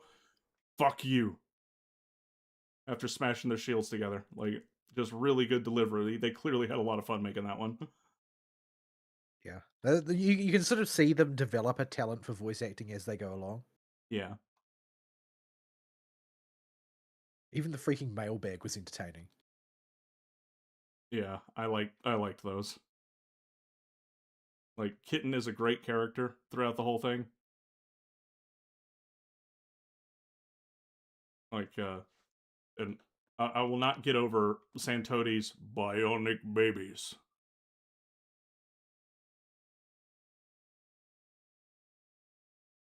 Like the entire scene with him convincing the Skitari to let him in, and it's it we could have got a lot more memorable moments out of it if it lasted later, and I totally get why people are sad it's gone, but at the same time, it definitely would have gone the way of the We didn't have it didn't live long enough to become the villain. That's yeah the advantage here. yeah it got to be taken down before it got to the level that DBZA was definitely headed to. Like they too pulled the plug just in time, and I'm so glad they did. Because it would be much harder to remember that series fondly if they hadn't stopped when they did. Yeah, well, I mean, you can see what happens when they don't, right? Like, for instance, the Montyless Ruby. Yeah, you get that, or even just like Yu-Gi-Oh! Abridged, when it goes too long and the creator gets mired in that culture.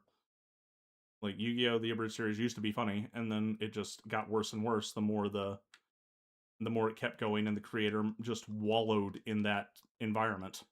Yeah, he spends basically all his free time just being progressive on freaking, what is it, pedophile Twitter? I can't remember what it's called. Oh, blue sky. Yeah, that's the one. I just think of it as pedophile Twitter. Oh, I had not got 30 collectibles.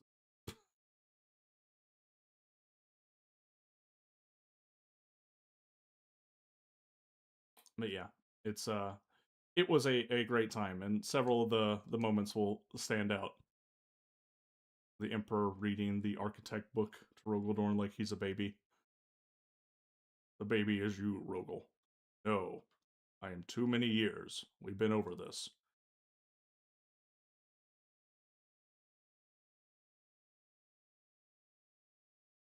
But yeah, I don't remember. Did they resolve the Ultramarine plot line?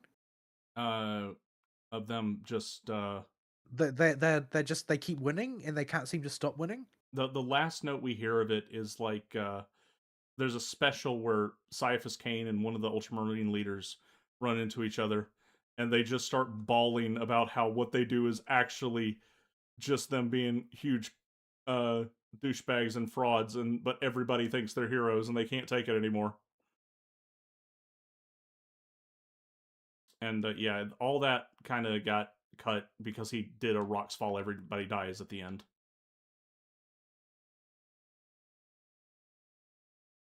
with like the half finished episode 30 that had the battle on Mars with Kitten and the Custodes versus the Mechanicus.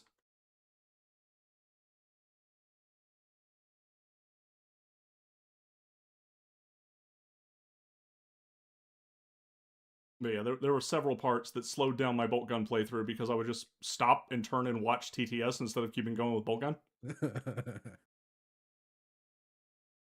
Yeah, because y'all would reference TTS a lot in the past too, and I would just not really know what y'all were talking about because I stopped at like the mid or late teens on the episode count before and never made it to the point when they really started to find their feet and get good at it. Like everything I know about JoJo comes from TTS, which is basically nothing. Yeah, this does mean that as long as my 40k experience remains limited, most of my impressions of the universe are going to be the TTS version. Well, it's the same for a lot of people. It's the equivalent of the way most people think of Dragon Ball Z abridged rather than Dragon Ball Z when they try and remember what happened. Yeah.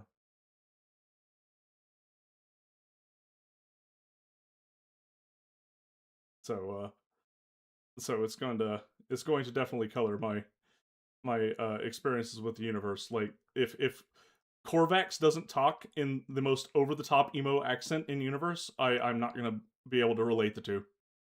I don't know if they've managed to dredge him up or Like not. Like, because the Primax were supposed to be all gone. A lot of the story hinged on the idea that they would be like forever about to return, but never actually returning. yeah, But since they've actually began to bring them back, it's just basically turned into like Sue versus Sue combat. yeah. Like I know they drug Gilliman or Robot Gorilla Man out of his box. I don't know about any of the other ones if they've actually come back. I know Robot Gorilla Man has a tabletop figure. Um, They brought back Lionel Johnson. I know that much. I don't remember who else. But Sanguinius is dead for reals.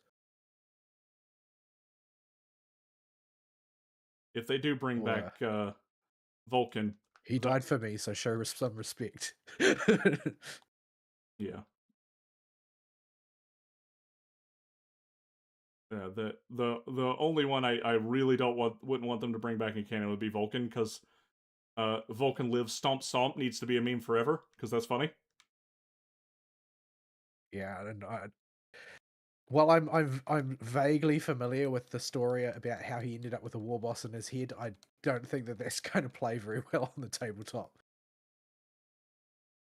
That they apparently recently-ish in the last couple of years brought back some Imperial Guard Commissar character that everybody liked, Commissar Yarrick.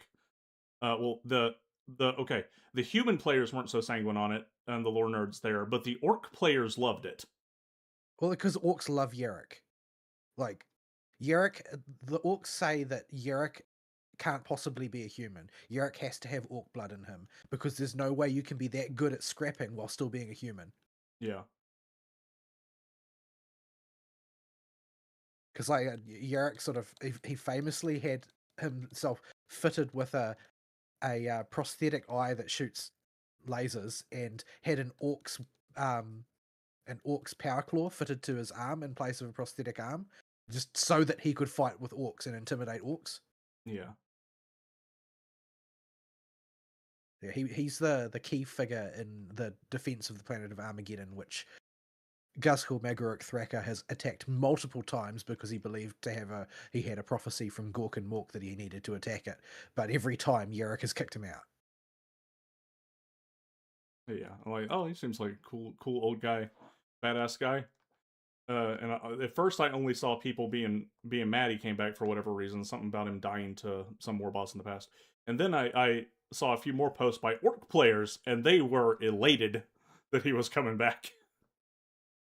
Well, because orcs basically consider him to be the only decent human because he's managed to fight the most powerful orc war boss and come out alive. Yeah. So yeah, I have really enjoyed TTS. Push me, daddy. Push me on the swing. But yeah, that's uh that's something that'll stick in my head for a while. A bunch of the stuff. Stupid little Adeptus dude Gmod bashing his head on the robot's nuts is going to live way longer than everything else though, because that line delivery hit so ridiculously better than it should.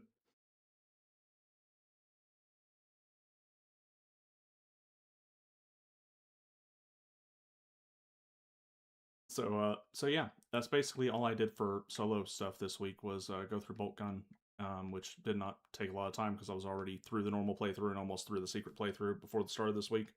So it was just the Exterminatus playthrough, which just basically bolted an extra 15 minutes onto every level of being extra careful removing barrels. It did not actually change that much in terms of the approach. Just stuff had more health, so it took a little bit longer, and I had to remove barrels. But yeah, I was very angry when I went to look up how hard Exterminatus difficulty was going to be, and I posted this in the video games chat.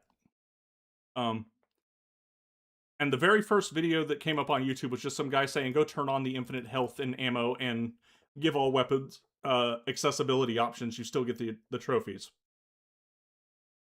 And because I had just finished episode 28 of TTS, I was triggered Tism hard enough to make a terrible meme. The leftists were right. Gamers are dead.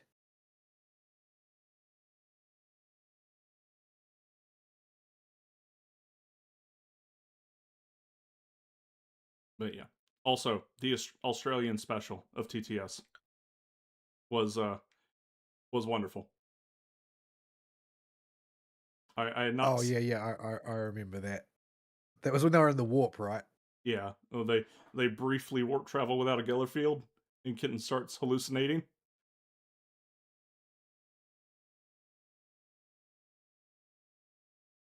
Well, I think it's actually left ambiguous as to whether it was a hallucination or it actually happened.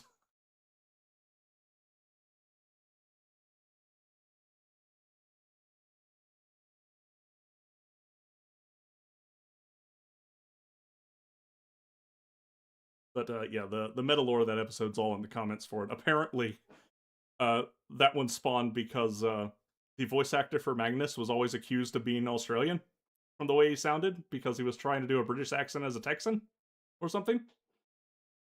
I see. And so the lead writer and guy that made the show just wrote an entire episode with Australian Magnus. just to drive the voice actor of Magnus nuts.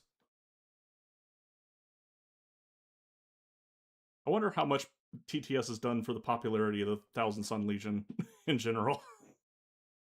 The Thousand Sons were always a very popular legion.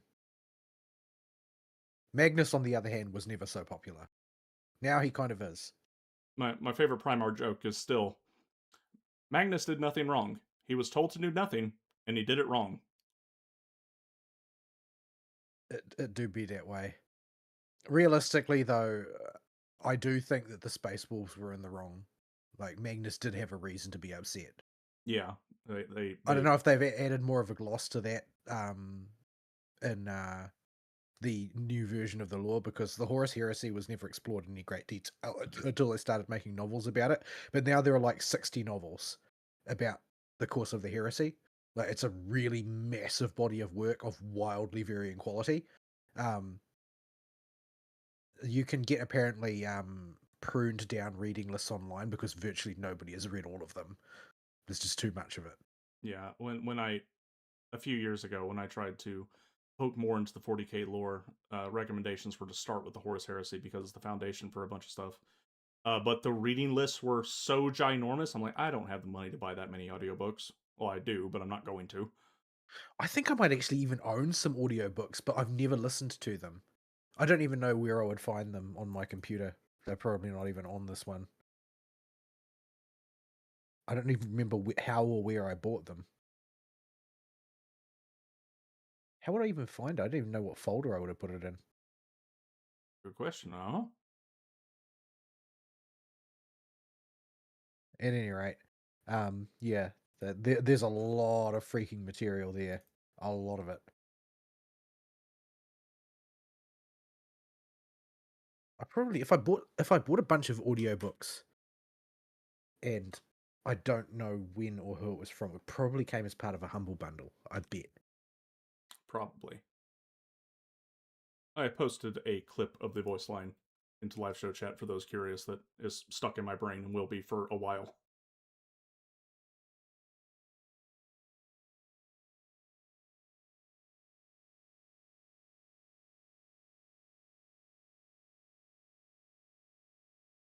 So yeah. I see. Especially given the subject matter we often talk about in our character pulling decisions.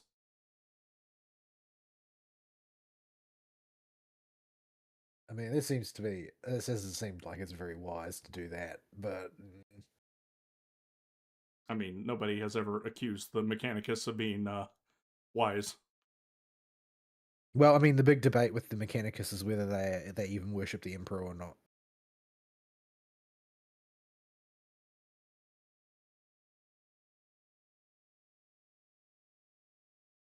So yeah, there's that. TTS was fun. Don't think my adventures in the 40k universe are going to extend much further. If they did, it would probably be the generic Space Marine games, and I don't think they're going to happen immediately. No, we need to round up the Fern so we can play Darktide together. That's true. I did buy it when it was because it was on the cheap during very recently, so I've got it now. I did not have it before. I know Fern has it. He's played it before, so it is something we could poke at. Um, if it's like Vermintide, hopefully it's had enough years under it now to get patched and turn into something more playable than it was at launch. I heard it was pretty Holy rough at crap, launch. I own all of these? Did you find your audiobooks? I just logged into Humble Bundle. There's a whole bunch of them here. I think, yeah, like Fulgrim is in here, Garrow's in here, Magnus is in here. Yeah, these are mostly Horus Heresy books. There's like a couple dozen of them that apparently I own. I don't know if they're any good. I don't know if the audiobooks are any good or not. Yeah, I have no idea who the narrator is or who the writers are or their quality. I've heard the 40k books are about as bad as the video games will hit and miss. Yeah, there are some really, really atrocious ones, and there are some apparently real bangers. Um, I I don't know if there's an audiobook. I bet there is an audiobook. There's always an audiobook. I don't know how good it is though. But I really do recommend the Caiaphas Cain stories as just sort of like light entertainment.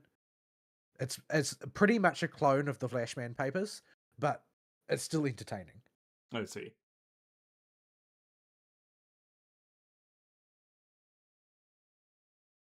I like the one where the angelic avatar for Christmas swaps with the Sister of Battle's winged angel lady that shows up to save the day and saves the day at Christmas, but they're the opposite, and the girls murder uh, the the Blood Angels winged warp boy that they call on to save the day sometimes. Sanguinius. Yeah, Yeah,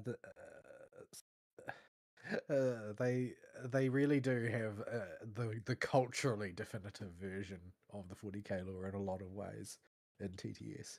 yeah. But, Just like they can parade around female custodians as much as they want. The idea of custodians in my head now is a bunch of oiled up, half naked men, or mostly naked men, with custodians helmets on and Santodes. and Santotis. Bionic babies.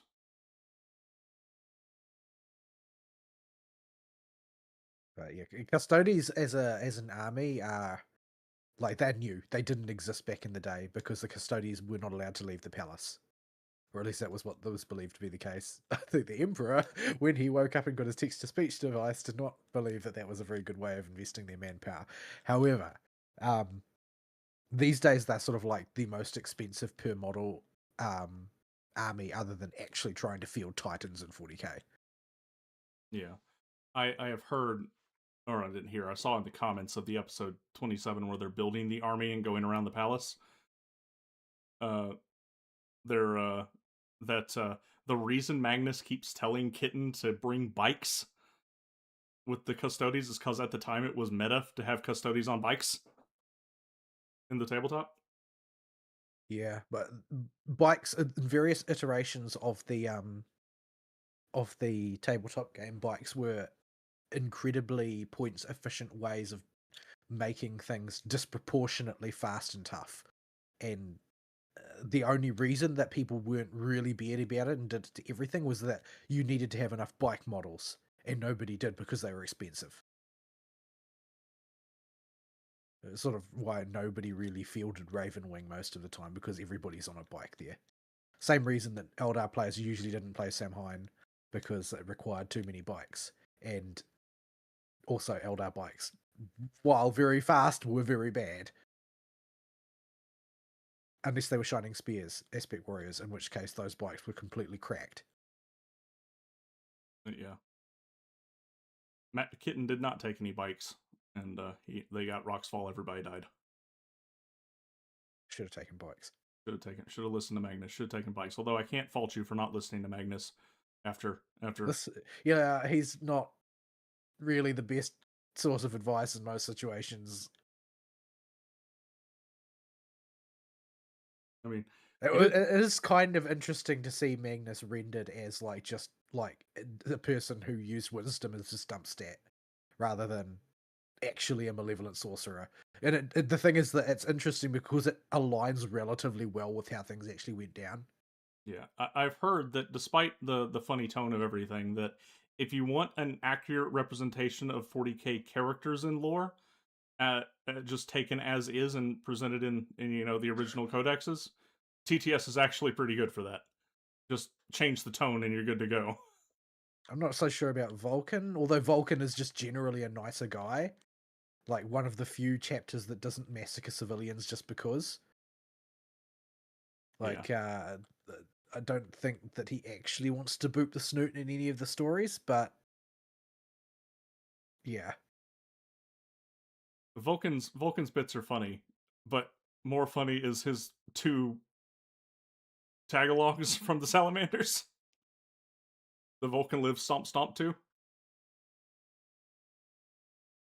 Yeah, I don't think I don't. I remember I was playing at the time the first model for the current chapter master came out. It was really considered very impressive at the time, but that was back when they made them entirely out of pewter as well. Yeah. Like an old school 40k army from my generation weighs a lot. Yeah. The Also, Sly Marbo's episode and I, cameos. I Sly Marbo was a thing before I started playing, so I didn't really have much of it in there. And I wasn't a guard player either. I only knew one guard player, and I had a tendency to absolutely massacre him on the tabletop for some reason. He was really, really unlucky. I've never seen somebody who rolls so many ones. Yeah, Sly He was the Marbo. one that I faced in the first round of my first tournament, and by the end of turn 3, his entire army had fled the tabletop, or was actively attempting to do so. Oh, I mean, you murdered Sly Marbo. Of course they would. Or no, he was playing Dark Eldar at that time. I see. He moved on to Steel Legion because he thought he would have better luck than Dark Eldar. This was not the case. But you do get to paint a lot of chimeras, so if you like painting tanks, Steel Legion is a good one. Yeah, yeah. While I would have liked a few more episodes of TTS, I kind of don't want them to bring it back because it'll be infected. No, you can't bottle lightning twice. Like if they had kept going, they might have been able to string it out a little while longer. But in the current environment, they would be trying to cross T's and dot I's. Yeah, they would uh they would turbo gay it, and the custodies were already trying. Yeah, but the thing is that the Custodes were doing it as a bit, but they wouldn't be allowed to do it as a bit now Yeah, because you making fun of it? Are you a homophobe? yeah. It did kind of have its magic preserved by its abrupt cancellation. So yeah, 40k kick is mostly over. I think I don't see myself continuing to move on with the universe for a while. Maybe later, like wait a few months from now or about a year from now, I'll jump into the Space Marine games just to go through them when I have a hole in the game roster. I do have one right now, but I'm not sure what I want to play. I'll make I that. have one on PS3, but I got to a particular point and my autosave was in a really bad place. So I just kept dying every time I reloaded, and I got frustrated and stopped playing. Let's see. So yeah, I don't know what my next game will be. It's still up in the air. I'm not particularly drawn to anything, but usually once I get going on something, I can go on it all the way through. I just need to decide. I don't think I want to play Pirate Yakuza yet. I want to put a bit more time between me and Yakuza 8. Uh, and yeah, there's just a might go through Ultra Kill or resume the Ninja Gaidens. We'll see. You Lots of keep potential saying you're stuff. going to play Ultra Kill and then you don't. Oh, I've started it a few times, but I just haven't gotten the groove with it because I keep getting distracted by other stuff. I see. Like I have like 4.6 hours of starting and then getting distracted by usually gotcha games will come out with a major patch and pull me away from it. Is what would happen. But yeah, I do want to go through it. It's remained on the to play list near the top ish portion of it for a while now. But yeah, I got that. Got the rest of the Ninja Gaidens. I got Ninja Gaiden 3 and the 2D one made by the Blasphemous dudes. Ninja Gaiden 4's out that I want to go through. Don't know how many of those I want to do back to back, but we'll see. And just an entire list of video games here in my Steam library for me to just go through and put put bookmarks next to stuff. And just keep expanding that list of I got to get through these at some point. Well, I don't have to, but I would like to. So yeah, I'll go through and continue to clean that out for single player time. I'll make a decision on what's next when we get there.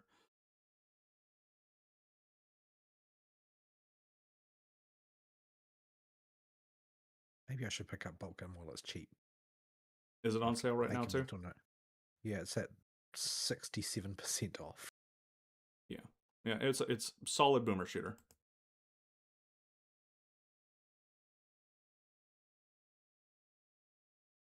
Apparently, they're making a sequel.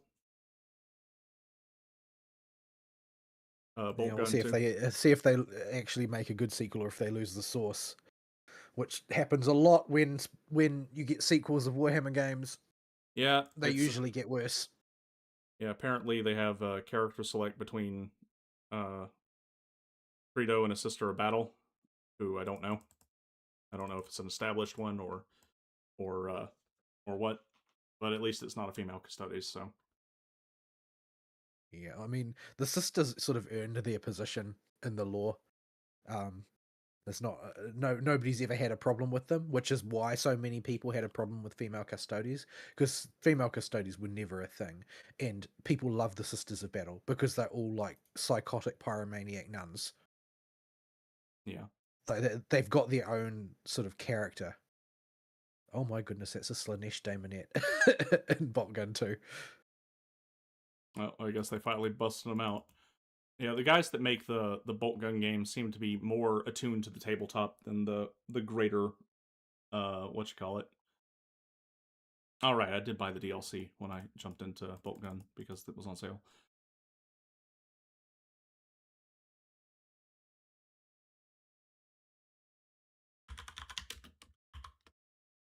Milan Kaido or Naira Vayrith. I don't think Naira Vayrith is an existing character. I presume that she's been created for Boltgun, and probably because people complained that there were no flamers in the original. Yeah. Yeah, I mean, you got the melta-guns, but those act more like objects for one-shot deletion than a typical what you think of with flamer stuff. But the Sisters of Battle like flamers a lot. Oh, you got Khorne Juggernaut in there. Yeah, lots of Khorne and Slanesh stuff that wasn't in there. Explicitly looks like they've added Plague Marines and Plague Demons as well Yeah. as Well, their own enemy types. yeah. The first game I imagine was made with a basically an indie budget. The credits are not particularly long. But the first game was very successful relative to everything. So I imagine they have a lot more resources to play with for the sequel. So I think and canonically and in the tabletop, Sisters of Battle are like objectively weaker and more fragile than Space Marines because they are regular humans. They're not genetically enhanced in any way. yeah, well maybe that'll They're reflect they with her. they like they monastically spend all of their life training for combat and then setting things on fire, but they don't have any intrinsic advantages. They just have really fancy power armor, but it's not more fancy than regular marine armor. In fact, it is less fancy than Primaris armor. So, in theory, they should just be more fragile if they were going to reflect the tabletop. Yeah, it could be she just isn't as fat as Credo is. And she does have a What slide they move do Credo have, doesn't have. what they do have is various like holy relics and stuff that the Marines don't have. Most Marine chapters don't have that many holy relics. Yeah.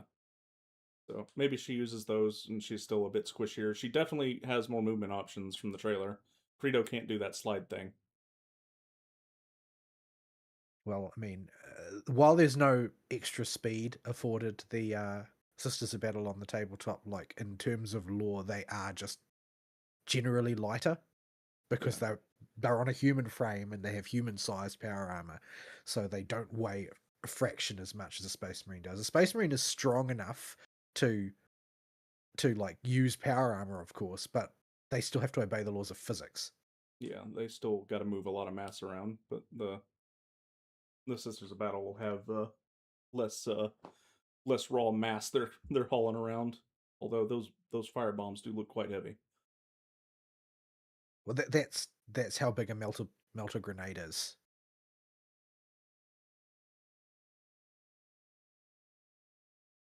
Yeah. Like you can Oh, get them on the tabletop, and they are enormous. They're not the size of regular grenades. I see. Oh, I forgot about the little antlion enemies. They're in the first game too. They are fun to release and play around because they are neutral in their aggro. Little uh antlion or ant like I forget what they're called. They got big horns. I don't know what you're talking about. Oh, I'll post a picture of that has one in it. If I can get the stupid image to not do this to me. Don't know if that's going to. Actually, you know what? I can round this. Eat. It is the post in live show chat. Get back to live show chat. It's the big red thing and the blue thing in this picture. The grid thing and the blue thing. I don't know what those are. They could be Chaos Spawn, I guess. Yeah, I'm not sure if they're I don't chaos know. or I don't just know what. endemic to the planet they're on. I don't know what the. I don't know what Chaos Spawn models look like these days. So Yeah, I don't know if they're a creature of chaos or native fauna or native fauna just influenced by something chaos, that hangs out. but they hate everybody. They're not just Well, out to get you. maybe they're just creatures. I don't know. Yeah, but they're fun to play around because they are really scary. They have a lot of HP and hit really hard and charge at you, but they'll also eat enemies. They'll charge at them too, and they can keep a bunch of dudes distracted for a while if you get aggro on one and then have lose aggro on it and let it go play with the friends that you've made. So yeah, I think that's all I got.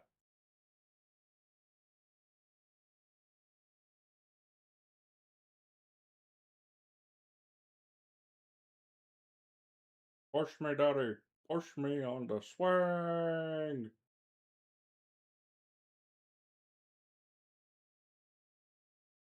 Right. Anything else to add with the gotchas or the 40k stuff or anything? Um, I decided to visit the Games Workshop store to see if I could see what the models looked like these days for various things, and mainly what I saw were the price tags, and I feel slightly nauseous now. Yep. A hobby that is impenetrable these days is what I've heard. Yeah, like no wonder everybody uses bootlegs now. Yeah, like I've heard it's like $1,000 for an army. New Zealand dollars is more like $1,000 for two models. So, Yeah. Well, like that, if you want to use any of the large models, you're not going to be able to afford it. yeah. I never because Like, you have to paint the models. I never was into never really attempted to get into the tabletop. yeah, I used to have an Eldar army. It's probably still around in storage somewhere, although most of the models are probably broken and would need repairs. If I was going to use that again, I'd probably strip all the paint off and start over just so that I could go through the process of learning to paint again. But yeah, the model prices are freaking off the charts now. Like if I try and think back, I think that if I were to buy like a standard set of basic infantry for Eldar in the past, when I started playing, it was $45 for a box, and when I finished playing, it was $55 for a box in New Zealand dollars. I'll see what they are now, and it would get you 16 soldiers. Can you even buy 16 soldiers now, or do you have to buy like fucking 4 boxes? The most annoying person I knew of the nerd groups in high school played Warhammer, and he had an Eldar army and would not shut up about his how cool he thought his Wraith Lords looked. Okay, so when you buy the same squad now, they don't sell a box of 16 the way they used to. They sell a box of looks like 8 of the models, so they're probably using the similar 4 models per sprue layout that they used to. Plus, they've added a heavy weapons platform. The heavy weapons platform used to be made of pewter, and it cost about, I think, about $35 because it was made of pewter, and pewter is a semi-precious metal. Um, so the dollar value of the squad here in the dollars that I remember would be about $55, about 55 or $60. Asking price now in New Zealand dollars, 124. So the price has literally doubled from when I was in school. Dang, that's totally impenetrable.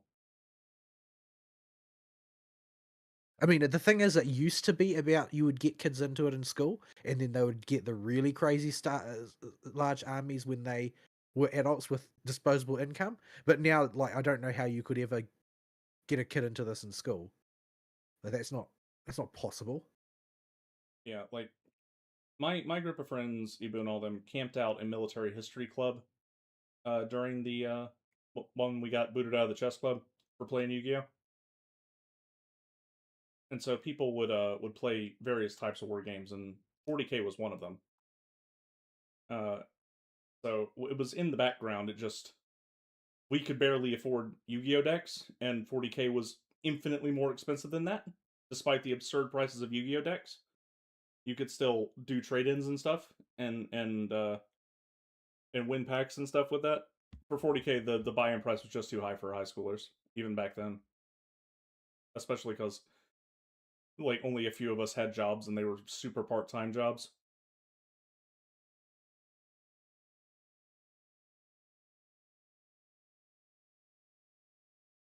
Right. So the most powerful Farseer in Eldar lore in third edition was Eldred Orthran, and he was I think 1 or 2 piece pewter model that cost about $45 when I was playing. Now he's not made of pewter; he's made out of resin, and he costs $70. Yeah. Why have they done this? I know inflation is bad, but come on. Mm-hmm. Only double or triple the price is about in line with what I expect for things these days. Man, the the generations of the world better in the future look back 30, 40, 50, 100 years from now and see what happened to all the world's economies in 2020 when the money printers started smoking they were in such overdrive and realize why that was such a god awful idea. So I have an unbuilt, unpainted Eldar Wave Serpent transport in storage. I think that model was $60 to $65 when I was playing. It's now $139. Yeah. Good grief. My Wraith Lord cost me $45. This one costs $108. The model is new and the new one is nicer, but still. Avatar of Cain was, I think, $75. And this is $230. Good grief. Good grief. This is painful to look at.